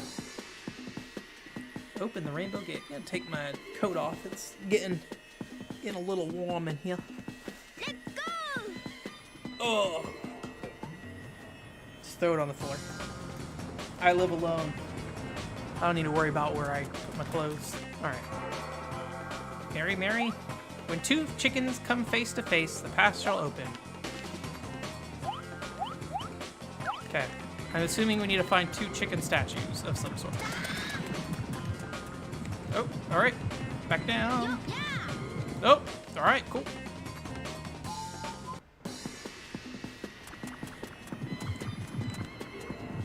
Alright, so it's just steep. It's just real steep. Alright, what can we do? Do I need to do this? Maybe if I roll, jump, dash, that will work. Let me try that. Yeah, it's always a shame when a game has a lot of promise and it just takes too long to get you where you need to be. That was kind of the point I made with the Wizard of Oz Beyond the Olympic Road videos. Like, there's cool mechanics in that game, but by the time you're actually interacting with them, you're like at the last dungeon, right? So it's always just disappointing when a game has a lot of promise and then at the very end of the game just is like, well, now you can actually play this game properly. So.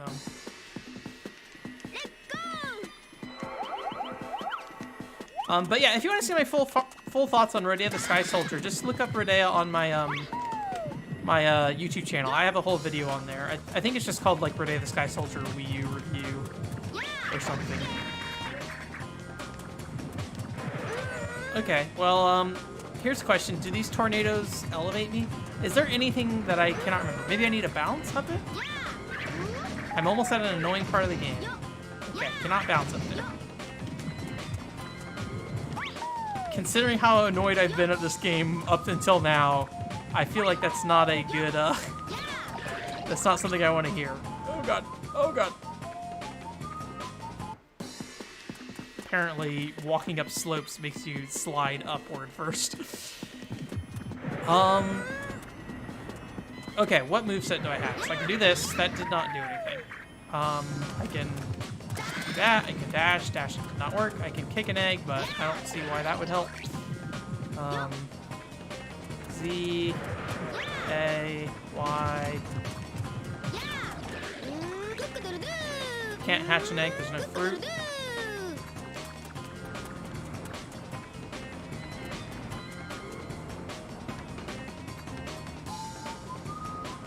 Egg. Yeah, exactly. Billy can climb up kind of very simple slopes. Oh god, don't throw me.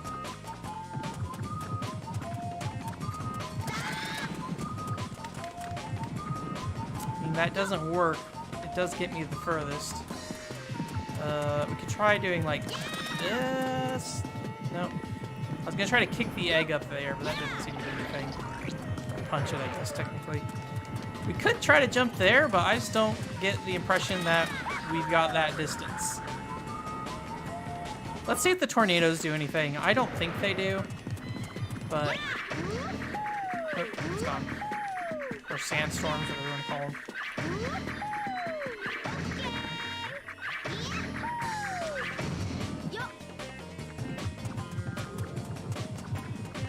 And they're spawning so inconsistently enough that it gives me the impression that they're probably just a visual element map, which seems to be the case. Oh, thanks for subbing. I appreciate it. We're getting close to 400 subs here soon, which may not sound like a lot, but I think we've gone up like 300 subs in the last 2 years, which is... Just jump. So yeah, I think having more consistent content has definitely helped. I wish I could do more reviews more often. I mean, the casual reviews I've been generally happy with. I mean, you guys can tell me otherwise if you feel like they're not valuable. But I feel like given the time that it takes to put them together and the fact that I probably wouldn't have covered those games in a more formal sense in either way, I feel like they're generally decent pieces of content. It's a lot. I'm sorry. I don't know if it's a good or a bad thing. Oh, you mean the subs or the number of videos I put out? So, I try to put out at least, my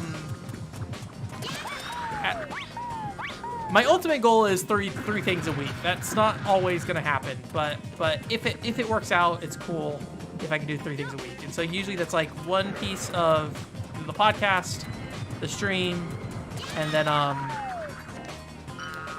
then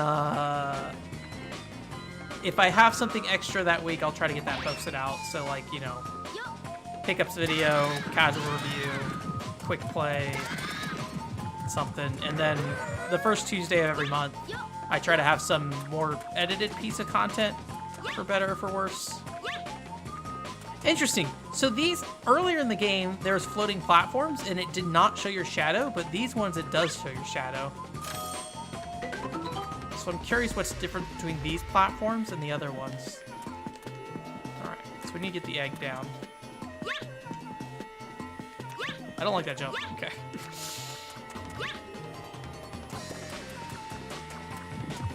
Okay, my worst nightmare is the railing. There we go.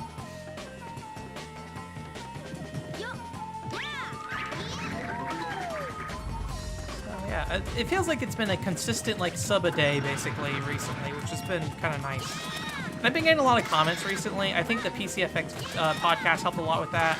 I think there's a lot of people in the PCFX community who are pretty vocal, and I think that has helped because they usually will leave a comment. And I think the backwards compatibility video, it initially didn't get that many comments, but it's recently been getting more. I think part of the reason that it might be is because I think Scott and the Waz did a backwards compatibility video, and it seems like whenever Scott does anything, whatever content I have related to whatever Scott did suddenly gets a bump up in views. So I'm like, cool, thanks, Scott. It's really any, like, YouTuber, though. Like, the Aconcagua video got kind of stagnant at, like, I think, was it 600 views or something? And then it got over 1,000 after Did You Know Gaming did an Aconcagua video. So, I mean, it wasn't, like, a ton of traffic. Like, you know, they got, like, I don't know, thousands, hundreds of thousands, if not tens of thousands, if not hundreds of thousands of views. So, you know, the trickle down to me was, like, an extra, you know, 100 or so, right? But still, it's nice to see that stuff pop back up and people comment on it. Like, oh, hey, they liked the video I made 5 years ago. Is this a... I'm gonna guess this is not an actual pet. Okay. Get wind thing. I've watched a little bit of Scott. I'm just surprised people like him because he feels very old school in terms of YouTube content, which may be a very intentional thing, like, right? It may be that he's trying to invoke that older style of YouTube video. At least when it comes to game content, right? Is how I feel. He feels like JonTron without all the drama in some ways, I guess.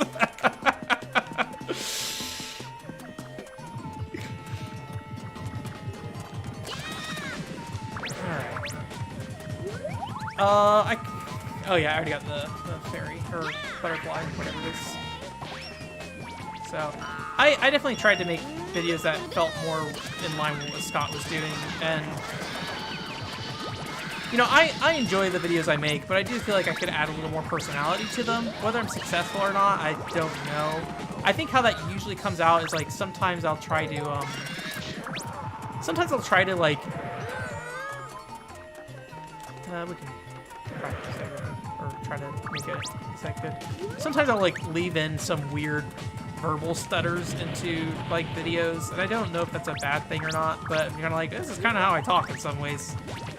I'm kind of, my mouth is kind of a mess when I get to just talk freely, so, like, the words that come out of my mouth are not good.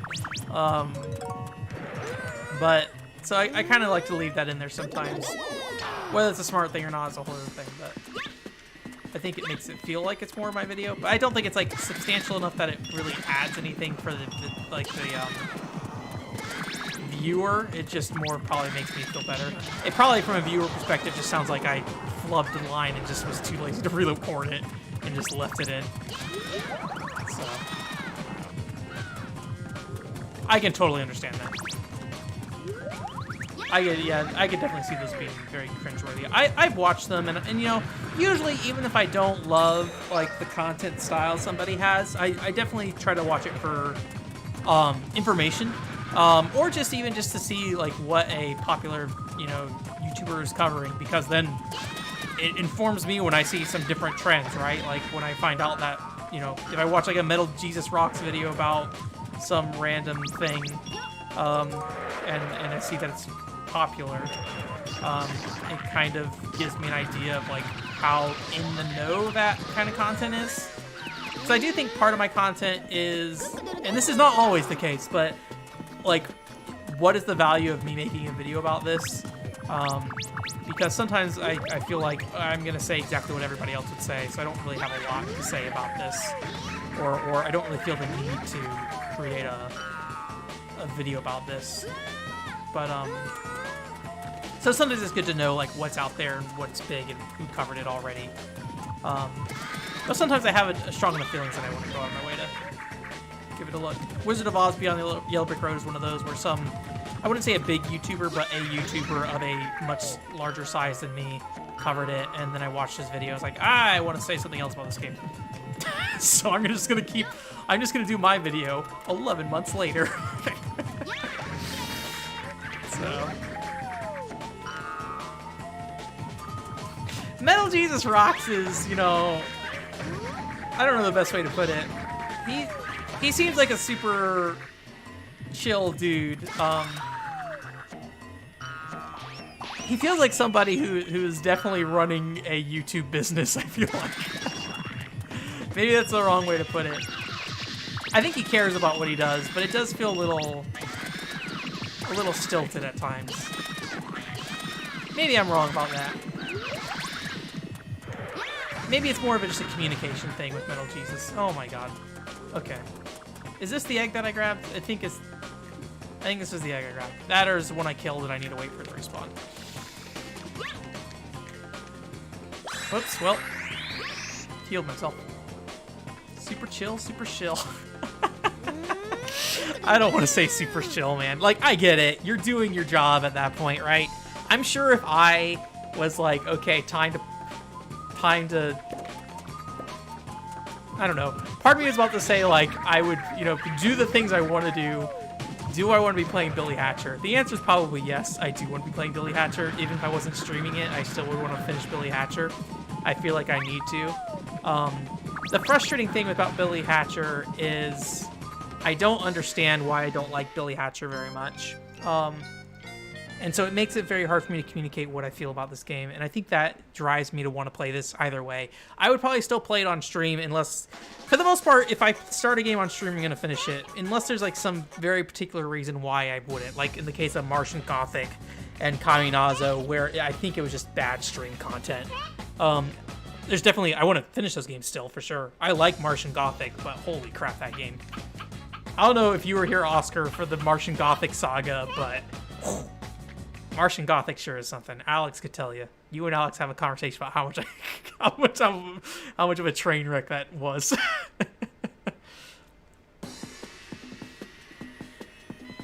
Yeah, I mean, at the end of the day, look, like, I'm perfectly fine being critical of other people's content.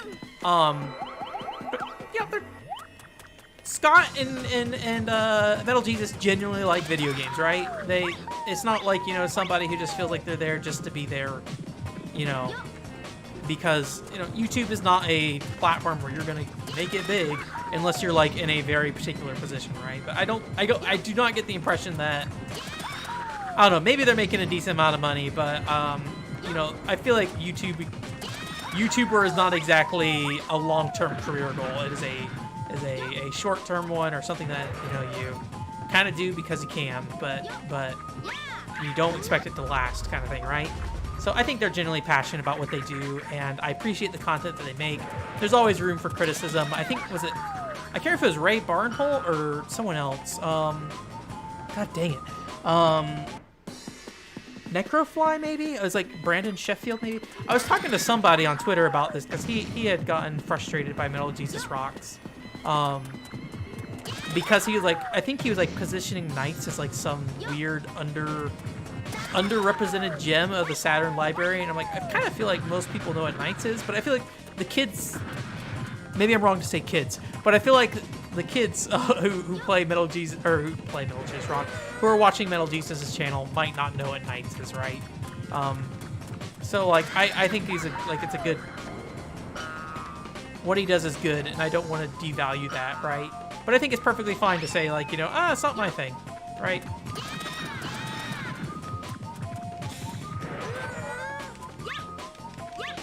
But I don't think anybody's saying Scott's a bad person or something like that, right? Or oh, Scott's videos are such garbage. I think they're well made, and they just don't particularly. I don't particularly dislike his videos, but I would say they're not particularly my kind of videos either. So I'm trying to think of anybody that I'm trying to think of anybody that I don't that like I would say it's very difficult to me to watch. Oh, I had a friend who is very much into a guy called, I think, The Quartering. I think he's kind of like, he is not somebody that a lot of people like, because I think he is very much like in that drama culture kind of commentary. I'm doing great. Around video games in like a significant sense, in like a, you know, more political sense more than anything, probably, right? So it's a lot more spicy topics, and he has a lot more spicy opinions.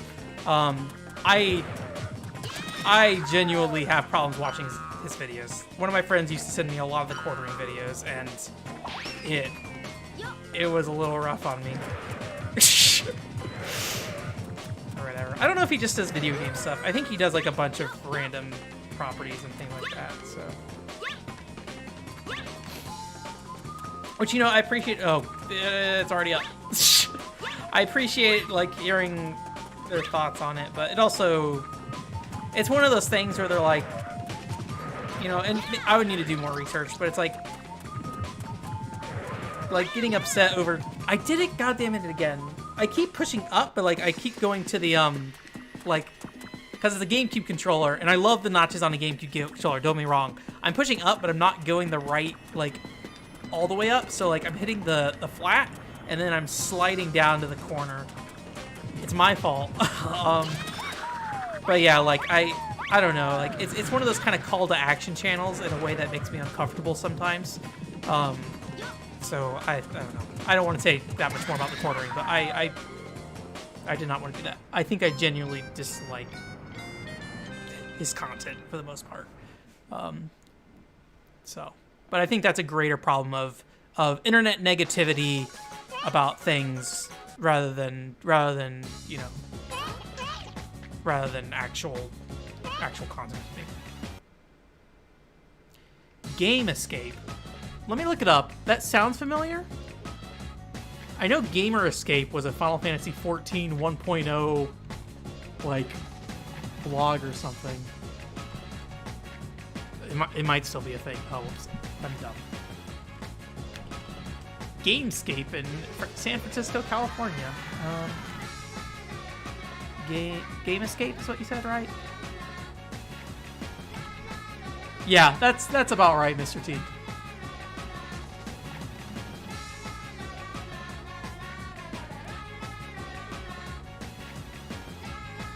I generally don't want to talk about politics much on this stream, but like this is the only thing I could think of that I was like, I generally don't like this. I don't know if I like the guy who runs this channel or the content he makes.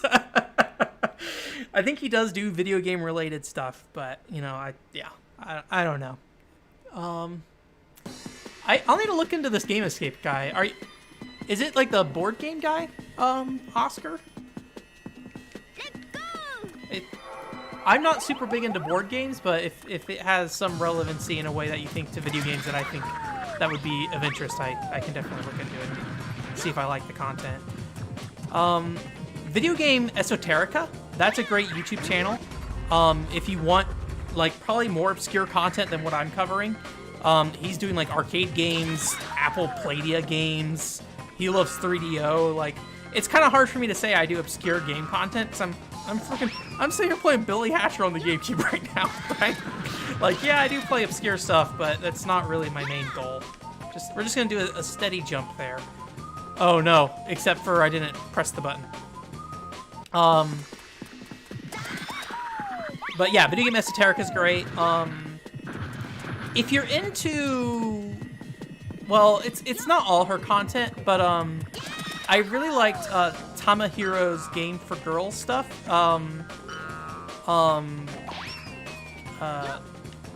Shizuo introduced me to her content, and I enjoyed her Game for Girls videos.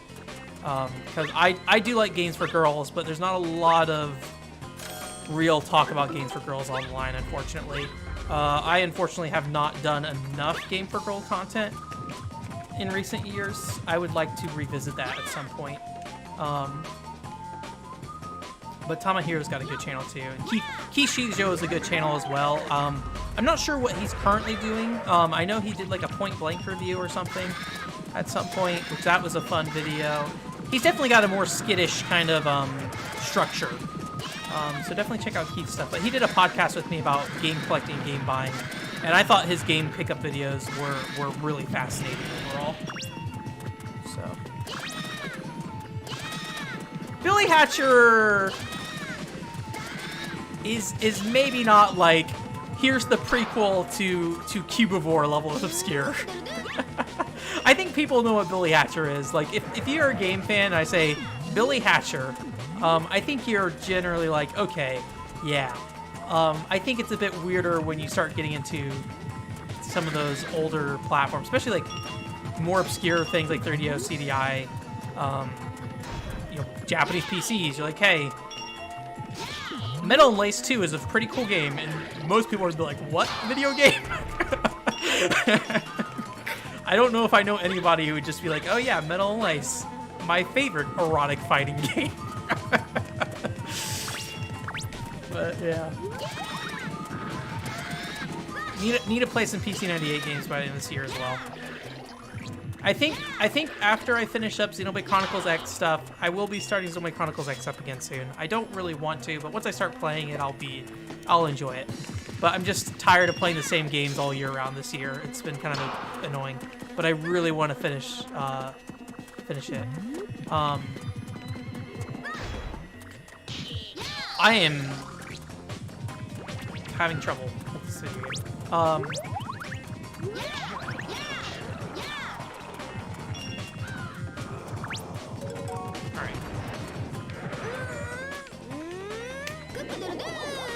But I think I'll be getting back to PC98 and PCFX stuff later this year. I tried burning Chojin Heki Zororigar, the English translation, and unfortunately the disc I burned didn't seem to be registered by my PCFX. I don't know if that's a problem with the discs. I would think maybe the image, but the image I actually used on another disc that was a 700 megabyte disc, and that had its own problems. So I don't know. I know there's somebody who sells reproduction PCFX games and supposedly claims it's basically like playing on original hardware and doesn't have, or original discs, and doesn't have any real issues. So I might, you know, despite there being kind of a weird repro market and like what is the legal thing around that, you know, I'm already burning the game, right? So whatever.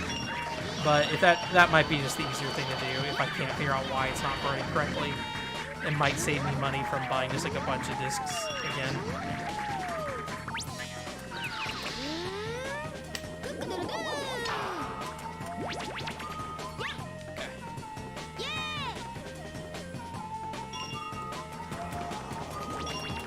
Sorry, I'm trying to read all the channel names, but I'll have to go back and look because some of these sound interesting, but I will probably not remember them by the time I look at it.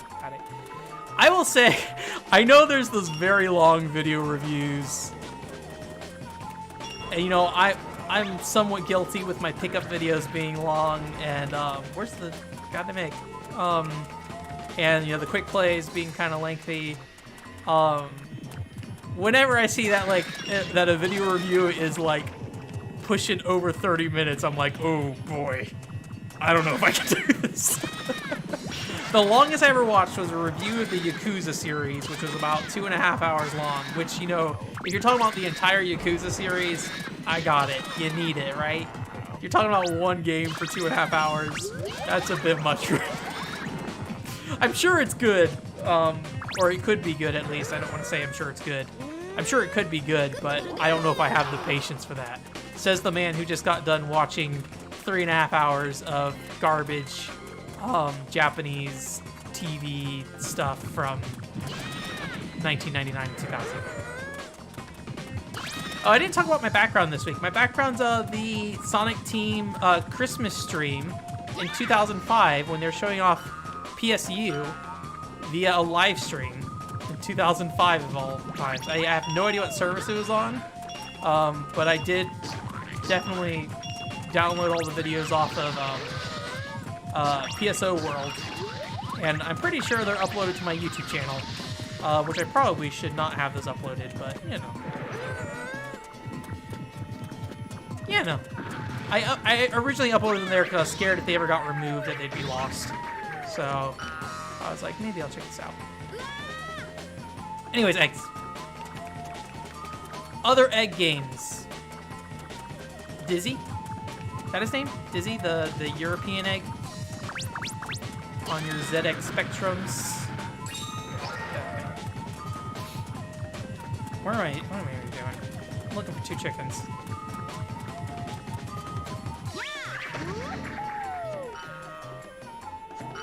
Resident Evil 4, you can throw eggs at people. Oh boy. Okay. I wasn't sure if I was actually going to bounce or not with that, and it appears that that is not the case. I can bounce here. Oh, dang it! Ah! I need to not just randomly ground pound. This just to make sure I can get up here. Yeah. Alright, so where's that jump? Is it here? No. Here? Yes. Ivy the Kiwi was in an egg. Confirmed. Egg Mania for GameCube? I didn't know that was for GameCube. I think I might be thinking of a different game. Wasn't there like a DS game where you're a bunch of eggs and there's like a JRPG or something? I feel like it was a very early DS game, and I'm pretty sure it did not get localized.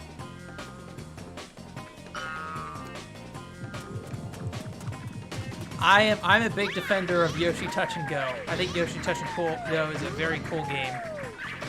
I am a bit more mixed on most of the other Yoshi games, as I think most people are. I don't know. So my opinion on Yoshi's Island is weird because I do not have the greatest memory of Yoshi Island in terms of not just like not remembering, but in terms of I remember not liking that game very much. And then I went back and read my review of that game, and I generally liked it. So I'm not sure why I eventually kind of came away with not liking it. I feel like it's been forever since we've been here, so I'm glad me not paying attention has led us to this moment. Eventually, somehow we got back here. Nope. Oh god, thank god.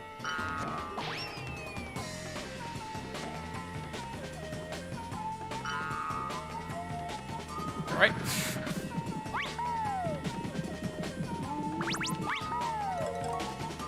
Alright.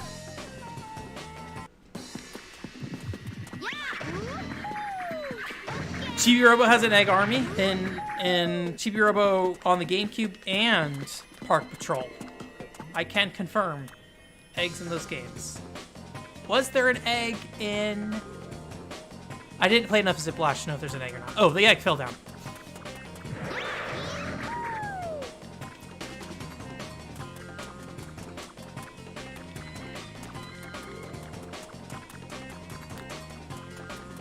I feel like just I opened the floodgates saying you could throw eggs in Resident Evil 4.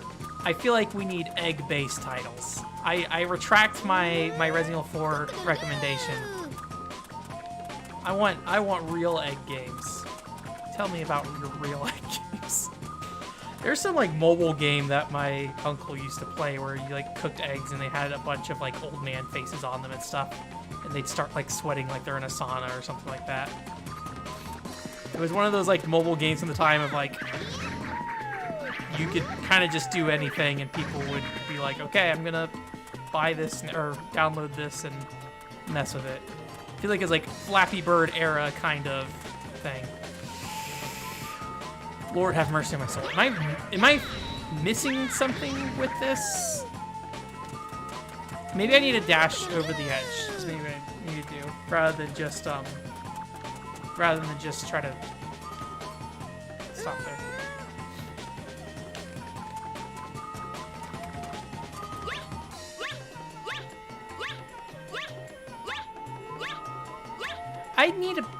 I don't know. Something about Little King's story just never really clicked with me. You'd think as a big Wii fan, I would be like, yeah, Little King's story. But it just never really did anything for me. I kind of feel like now is the time to get some reviews up of Wii games. I feel like there's a increased interest in Wii games lately. I think it is people being nostalgic about the Wii.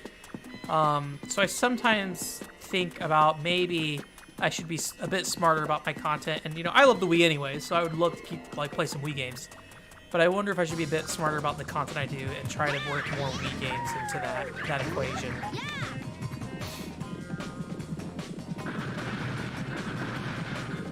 Especially some of the imports that I picked up. I don't know how many of them have any real coverage on the internet.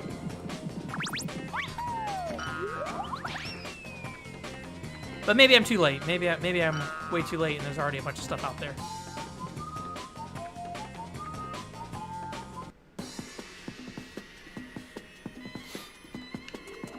Egg on Game & Watch, yeah.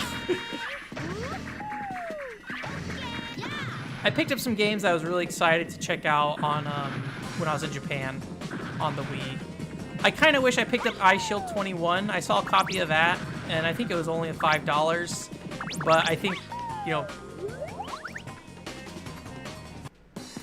we're gonna blow this, and it makes me want to die. I think at some point in Japan it's like, hey, this is only $5, and it's like, no, you need to stop. Like, you need to not buy anymore. It's like, yes, you can get this God Eater soundtrack for only $12, but do you need the God Eater soundtrack? The answer is no. Look at all this other garbage you got. Although I think I may have seen iShield 21 really early in the trip, and I was trying to not buy that much stuff when I was there. At least early on, because I knew I was getting a PC-98 there, and I was like, I gotta save space. Lord Almighty. What was I doing wrong there with the jumps? I mean, obviously, the real... Maybe not the real answer, but an obvious answer would be that I was jumping way too late. I don't think that's what I was doing because the X is at the end of the platform. Although maybe that X isn't marking when you should jump. Maybe that's just marking, what's it called? Like caution, there's a gap here. So maybe I should jump earlier. I was thinking maybe I could like ground pound into the little trampoline things. But when I tried to do that, he seemed to just kind of keep rolling. So I don't think... Yeah, that's what I was thinking, Spencer. So I don't think that would do it. But maybe I can try. Like right there, I was able to do it. So, but the last two times I tried, it didn't seem to trigger. So maybe I'm wrong. I will try it again. Maybe it was just a fluke.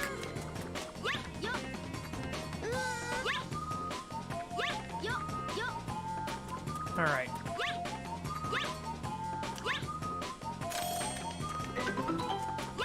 Get up there.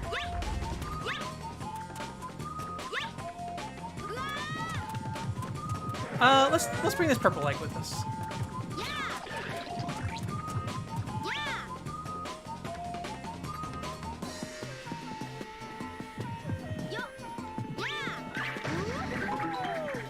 There's a couple of Japanese games I imported that I question if I'll be able to do anything with. I forget the name. There's one Jalico game that I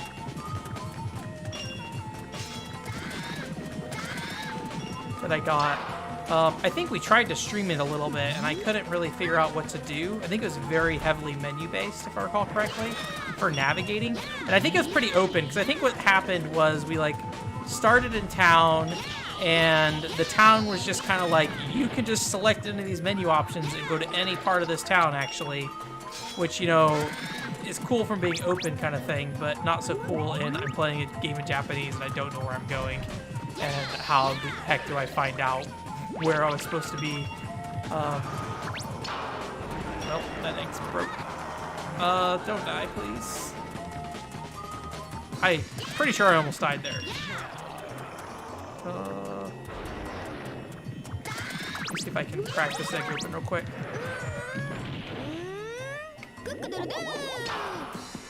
Oh, what is that game called? That was not a pet. That's a heal, though. I can heal myself. Okay. I might have to go grab it. All right, have a good night, Mr. T. Thanks for coming around.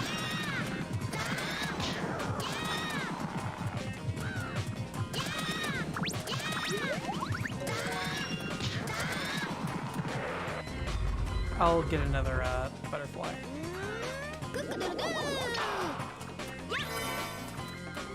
Is there...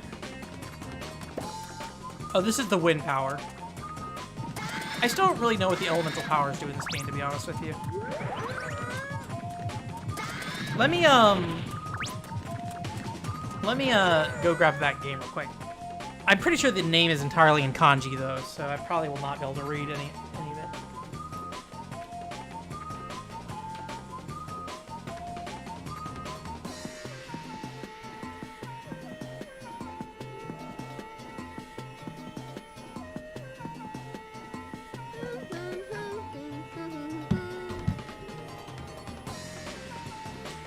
Actually can't see myself. Okay.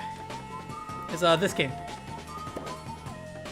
I hear it's not very good. But when has that stopped us? Last Rebellion was not very good either, and I enjoyed it. Alright, good day. I remember people comparing it to Shadow of the Colossus at the time, but it's very much not like Shadow of the Colossus, at least in terms of structure. It's not like you just go fight bosses or whatever, big bosses.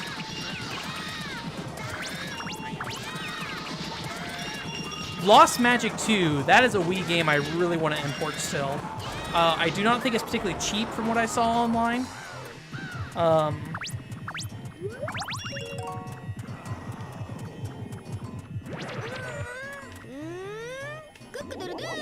But I would like to get a copy. I need to get Lost Magic 1 as well on the DS. That Lost Magic 1 got localized, so... I actually don't know if the Japanese name is Lost Magic or if it's something else.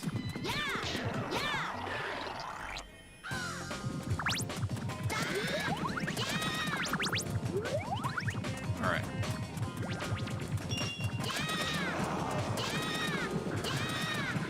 Yes, that's the name. Thank you, Oscar.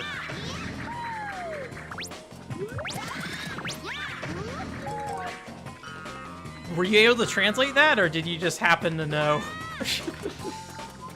Golden Bond, that sounds right.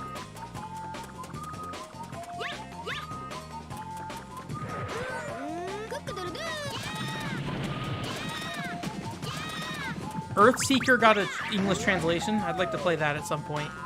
That game seems really cool, actually. Alright.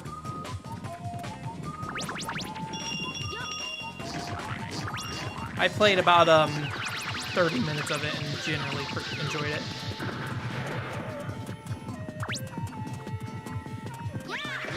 Oh, and I picked up what is that game? Blood of Bahamut on 3DS? No, DS. That got a fan translation too, apparently. I didn't know about that either. Seems like DS and Wii games got a surprising number of fan translations. Sorry. Yeah, the face cam is tiny.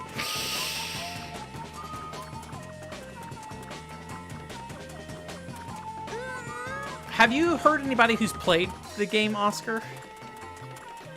Do you know what the general feeling is on it? I saw some reviews were pretty poor overall, but that's about it. Alright. I think the eggs only respawn if I approach it. I was looking around to see if there are other eggs around the environment, but I'm not seeing anything.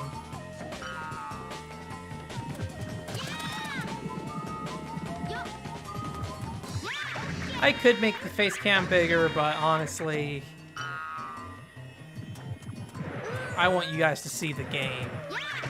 I want you to see Billy Hatcher as big as possible. I need to see if I can increase the stream quality again. I know I had dropped it for a while because of the internet issues, but those seem to be gone. So I might look into see what the most like optimal settings would be for me, and try to set it to that.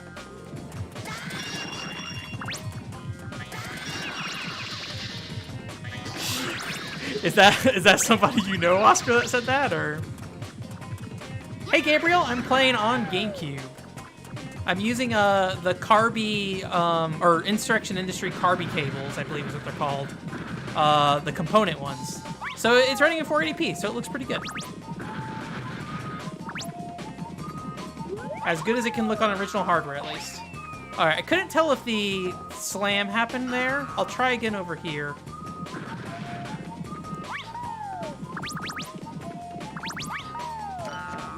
I couldn't tell there either, but that's okay. As long as we're moving forward, that's all that matters. Oh, thank God. We're safe. How you doing today, Gabriel? Doing well? For people who are in the chat still, what is your favorite GameCube game? Let me change that question. What is your favorite GameCube game that was not Nintendo published? Let's do that. I will also accept GameCube games that are Nintendo. I will also accept GameCube games that are not Nintendo developed. So even if they're published by Nintendo, I will accept your answer. Tell me about it. The Amazon reviews are intense. Yeah. Oh, what am I doing? Not going that way, that's for sure. Oh, I'm not gonna make that. Oh. Beautiful Joe, okay. I'm not a big Beautiful Joe fan, but I respect Beautiful Joe for what it is. Tell me what I need to do here.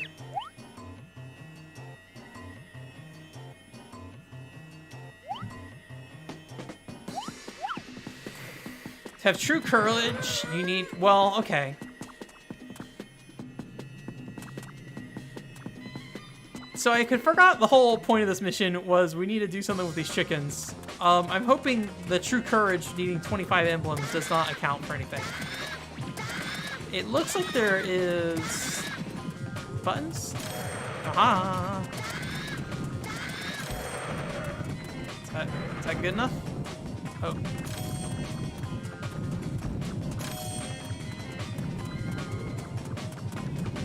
Resident Evil 4 is good. Resident Evil 4, so I distinguish between my top 10 favorite games and the top 10 best games, in my opinion. To me, the top 10 best games are a very different thing. Is that stopping it, is what it's doing? Oh yeah, I think that's stopping the rotation. I see. And Resident Evil 4 is probably one of the best games I've ever played, I feel like. Alongside Super Mario Galaxy.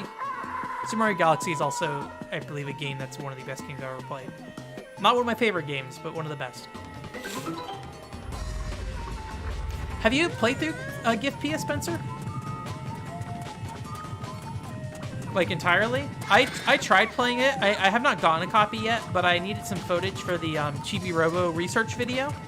And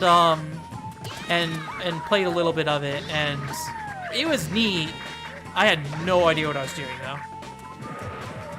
All right. 6 lights shall give rise.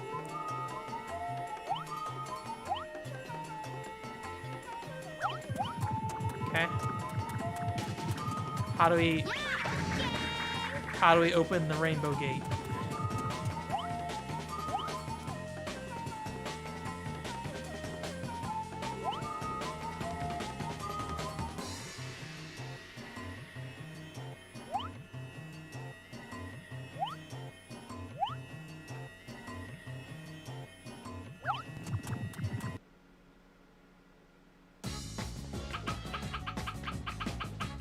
All right, how many we have? 13. So we need to do... Okay, so we're technically halfway through the game, I think. Oh, boy. You did a full stream? That's cool. Did you like translate it as you went through it? Sorry, I gotta scroll up to see everybody else's GameCube games here. Oh, Skies of Arcadia Legends are real good. Skies of Arcadia might be my favorite game of all time. It's one of those things that, like, I will never at any one period be able to say, like, what my favorite game is forever and ever. But when I think of top 5 games, Skies of Arcadia is always the very first thing I think of. That may not end up at the top of my list, but it will always be in my top 5. So I kind of consider it my favorite game of all time because that is the first game that comes to mind. But when I think about it, it probably is not my favorite game of all time most of the time, but it can be. That's just how I am. My favorite Final Fantasy changes all the time. My Final Fantasy list changes a ton all the time in general. Like, there are some pretty drastic changes. Final Fantasy IX went from being my favorite Final Fantasy to, like, being a middling average Final Fantasy, and is now back up to, like, kind of a top-tier Final Fantasy, just in there. Odama is very cool as well. I have not beaten Odama. I played a chunk of it. I don't remember how long it was, though. Tony Hawk Pro Skater 3. I'm gonna go through these real quick so I can scroll back down to where you guys are chat. But Tony Hawk Pro Skater 3 is cool. Harvest Moon Magical Melody. Did you play A Wonderful Life, Spencer, for Magical Melody? That's Bell. That's Bell seems cool. Gonna roll in circles here a little bit. Bot and Kaitos is great. Okay, I'm all caught up. Bot and Kaitos is one of my favorite RPGs. It's probably my favorite Monolith soft title.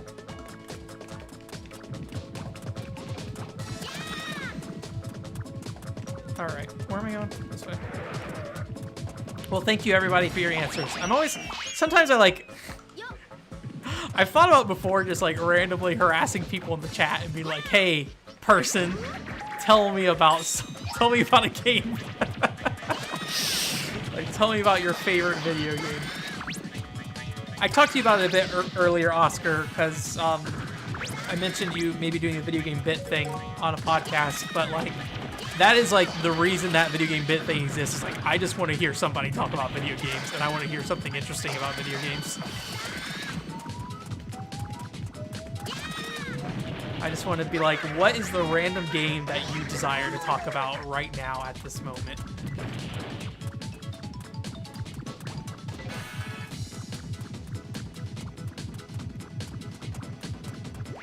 You don't even bother translating at this point? Oh, that stinks.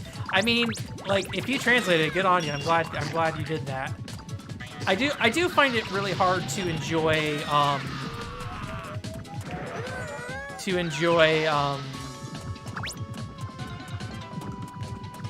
YouTube translations, just because I think a lot of playing a game is actually playing it, right? So I do appreciate them being online, and like, I do think that's like really cool. Like, I love that somebody went and translated all the Dirge of Cerberus online cutscenes. I'm like, hell yeah. Yes, you did that. I will never watch them, but I'm so happy they're there. And I'm like, I'm glad you did that. But I think for me, games are too connected with actually playing them a lot of times. And I think that's part of why I don't watch a lot of streams. Like, I'll watch streams to learn about a game or learn about something interesting. Like, I watch a lot of Ocarina of Time speedruns because I find that particularly interesting. But it's pretty rare that I just, like, especially if I've never seen a game before, it's pretty rare I'll just go watch somebody play something I don't know anything about, so.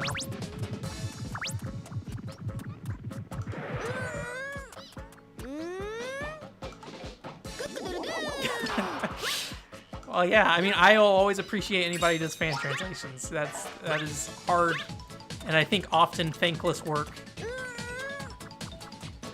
What am I doing? Got a key over here? Or a coin? I'm barely paying just a level right now. Too busy talking about games. Yeah, Harvest Moon is I have a love-hate relationship with Harvest Moon, where I love the idea of Harvest Moon, but like, man, they are a chore to play. But I like that they exist, and I like that people like them. I listened to a Retronauts Harvest Moon podcast once, where they had somebody who worked at Natsume on there, and that was really cool. And like, it was really cute to hear about like the fan letters you'd get from people about Harvest Moon and things like that.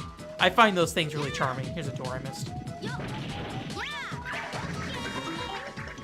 That's the big thing a lot of times, time, right? Like, a lot of times, even not having the skill, I think time is still the bigger thing. Like, I built out the Final Fantasy XI cutting room floor page, and holy crap, I have no skill to do that, right? But just dedicating the time to do it was like enough to make something. And I was glad I was able to do that. But yeah, having the skill for sure helps improve the quality of the product. There's somebody who actually reached out to me about further building out the Final Fantasy XI Competitor 4 page, and he had like actual tools. He did data mining. He had every copy of the game that was ever put out. Admittedly, he said that every copy is basically the same thing. But hey there, big guy. Minigame salesman.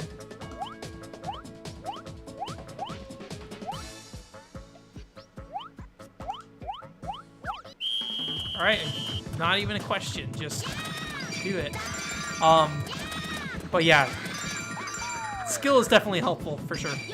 But yeah. Oh, I was saying that, yeah, this guy wanted me to work with him to build that page out, but unfortunately, once I launched the website, I kind of got committed to doing regular content, and the Final Fantasy XI stuff just got pushed to the side, unfortunately. So there's definitely more to do there for sure, though. Like, you can just go look at those files and you can just see a bunch of like test textures and things like that, and like dungeons and stuff that are like detailed out in the hex files, and it's just like, it's like the only problem I have is I have no idea how to load any of this content or even like look at it, right? Like, it's just in some format I don't even know. Well, not that I know any formats at all in general, but like it's in a format that I could not easily load, so I don't know what I was trying to get to at that point. With that point, so my apologies. I was not trying to imply that skill is not valuable. But I do think time is like the biggest factor it comes with getting stuff done, usually. But people can do like stuff that's bad, like seeing YouTubers. I like the 8-Bit Guy's content. I know there's some problems with the 8-Bit Guy, but I do like his content. And he recently found some like unknown IBM PC, and then I think he blew it on accident, and people were pretty upset at him for doing that. But you know, sometimes that stuff happens. Sometimes you accidentally destroy things, I guess. At least with like Final Fantasy XI content, it's not like I accidentally have the opportunity of deleting the entire server. Geist is great. I love Geist. I played a ton of Geist when I was a kid. Did I get all the coins? I put a ton of time in that game. It is a very early GameCube love for me, and I would like to return to it, but there's enough GameCube games I still need to get back to that it's not a high priority. So, is that good? I don't even know. I think you said I needed 20 coins. Oh, was that supposed to? Okay, apparently that was what I was supposed to do. Friends of Mineral Town, I think, is very, very popular. Or at least that's the one I hear about all the time. Good morning. Is Rune Factory 5 the one they recently showed off on, like, I forget if it's a Nintendo Direct or a Sony thing. I would really like to play Rune Factory at some point. I don't know if that will ever actually happen. I do not own a Rune Factory, which is the biggest problem. If I'd say that I'm going to play a game eventually and I do not own it, that is the biggest problem, is that I do not own it, so it just is going to continually get pushed off. Because even games I own, they just kind of sit around. Yakuza 3, been saying for like a year and a half. Pretty much since we finished Yakuza 2, I was like, we're going to play Yakuza 3 at some point. I'll get there. Someday, one day.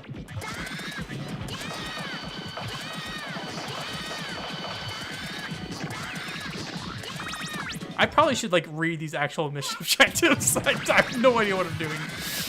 Just throwing eggs out. Welcome to Streamer Town. This is how it is to stream video games. Okay, it's like some kind of water rapids. That's kind of a fun thing. I like if we're going in those rapids. I like that. I don't know, something about that is very appealing to me.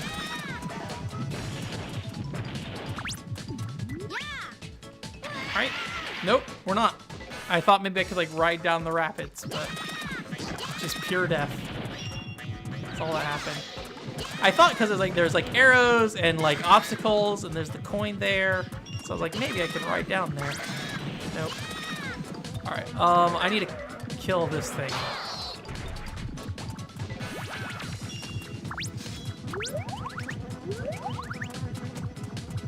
I need to play more in-space games in general. They made all those Call of Duty DS games. They made a lot of Call of Duty shooters, I think. Or not Call of Duty shooters, DS shooters in general. So I really need to check their stuff out. I wish I could say I was an in-space fan, but Geist was really the only thing I played. Get a hat? I like this hat. That's a cute hat. I don't know what it does for me, but it's cute. All right, let's talk to this kid. What's up? Ha. Now we can ride down the river.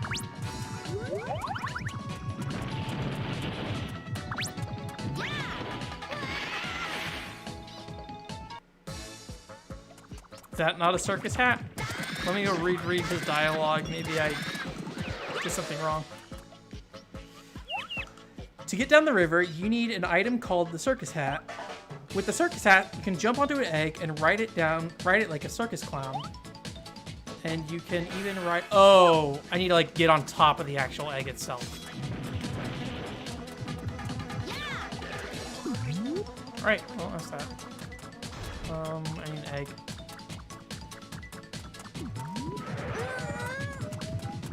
Anything that's like says 100-hour long to complete, I'm just like, ugh. That's kind of why I was really glad that Shining Resonance, when I played that recently, that was only like 60 hours even to like do all the extra story content and stuff as well.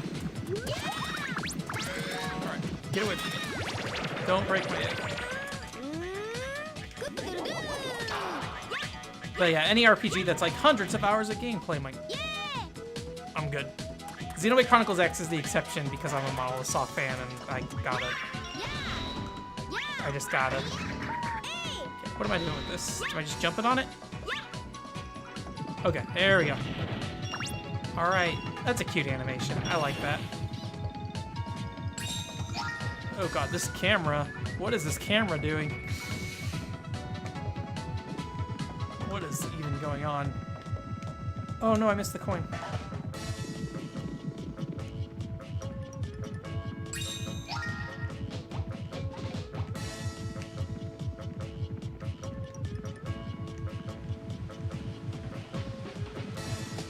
It?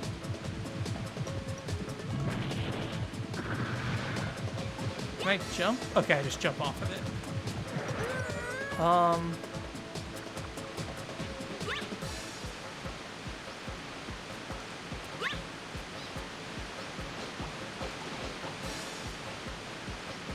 think I need to stop the waterfall somehow. Because I get the impression I cannot jump through that. Oh, there's like a bunch of rings up there.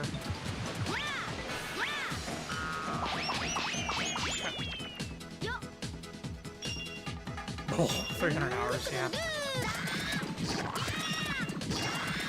Yeah, Shining Resonance Refrain is like, if you like anime characters and the tropes that come with that and getting to spend a lot of quality time with those characters, it's a cool game. I think it is a little average overall. There is some like cool stat-based stuff too, I guess I should also mention. Like some of the character building stuff is pretty fun. But I think it's also like a very like forgettable game in some ways. But the characters are really good. That's really the selling point of that game is, are you gonna like the characters? And they let you date all of them, even the guys, which is nice. Although I feel like being able to date guys in those kind of games is more common these days.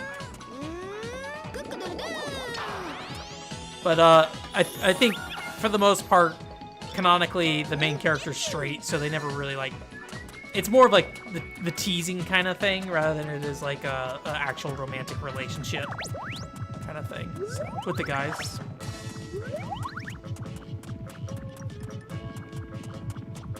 What am I doing?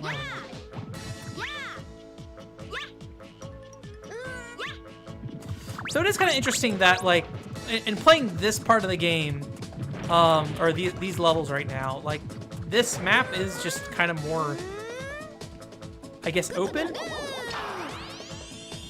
I don't really want him, actually. Where the other parts of the game definitely feels a lot more just like go straight down a corridor kind of thing and go from one room to the next, where I think it's part of why all of a sudden I'm like I'm having issues knowing where I'm going, because it's not just like me just going forward all the time right now. That being said, which makes me worried that I'll want to play the rest of this game to make sure I'm not missing out on whatever. Oh, okay, this is the, what's it called? This will take me over here. Oh. Do I have my ice guy? Let me see if the ice freezes the waterfall or something. Okay. Oh! That is a visual effect. That was painful to look at. I guess epilepsy? No? I was not expecting that. That was a cool effect, but man, that was rough.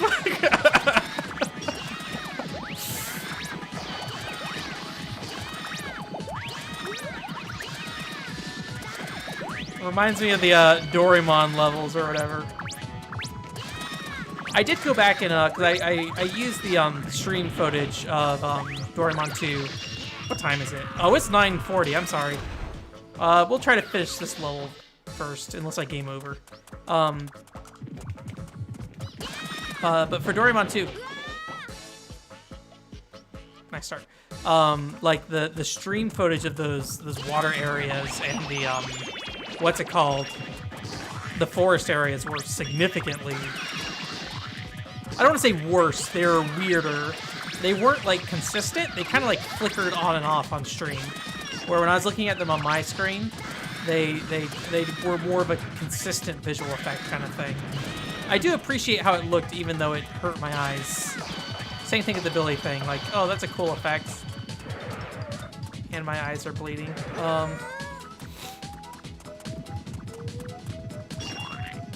What am I doing here even? Is this like a kill everything room or something?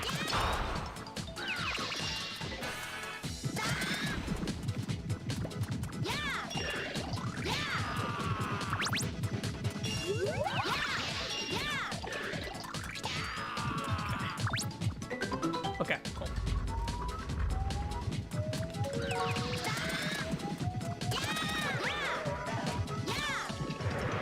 Get away from me! I'll crack it. I'll hatch it just to hatch it. For old time's sakes. Alright. Well, that's it for today's stream. Yeah, so, I mean, we didn't finish it, but it sounds like we have a good chunk of a ways to go still. I mean, that didn't take too long to get those two emblems, but we're on the first level, so. Skies of Arcadia, I like Skies of Arcadia and Baten Kaitos a lot, so it's a little a toss-up there. I would say I would default the Skies of Arcadia, but I very much appreciate the Baten Kaitos battle system way more. And then I played Evolution on GameCube. I do not appreciate Evolution on GameCube. I love the look of Evolution. I have nostalgic feelings for the presentation and the soundtrack. When I played that game, and admittedly it's been a while. I think it was like 2007 or 2008 that I played it last. Like, I did not get into Evolution. Are there any other GameCube RPGs? Tales of Symphonia. I'm middling on Tales of Symphonia. That's really the first JRPG I ever went on my way to beat, because when I was a kid growing up, I was not patient enough to sit through JRPGs. So that was like one of the first JRPGs I was ever patient to play through. Is there anything else? GameCube RPGs. I think there's like a Summoner game on GameCube, right? Pokemon Coliseum, never played that. Or XD. Baten Kaitos Origins, I played that. Baten Kaitos Origins is alright. I do have Command Mission, or Mega Man X Command Mission, but I have not played it. And I have Lord of the Rings as well. The Third Age or whatever. So. Maybe it's an RPG. Is Virtual Quest an RPG? I guess in some ways it is. Like a fighting RPG. Gladius, I think, might be an RPG, right? I saw a copy of Gladius, and I'm very sad that I did not pick it up because it was dirt cheap, but I was all fussy about the manual and didn't get it. And how much is a copy of Gladius today? Let's go to eBay and find out. Price charting. Let's go to price charting instead. That's probably better. Yay. Not terrible. Complete's $20. Could be worse.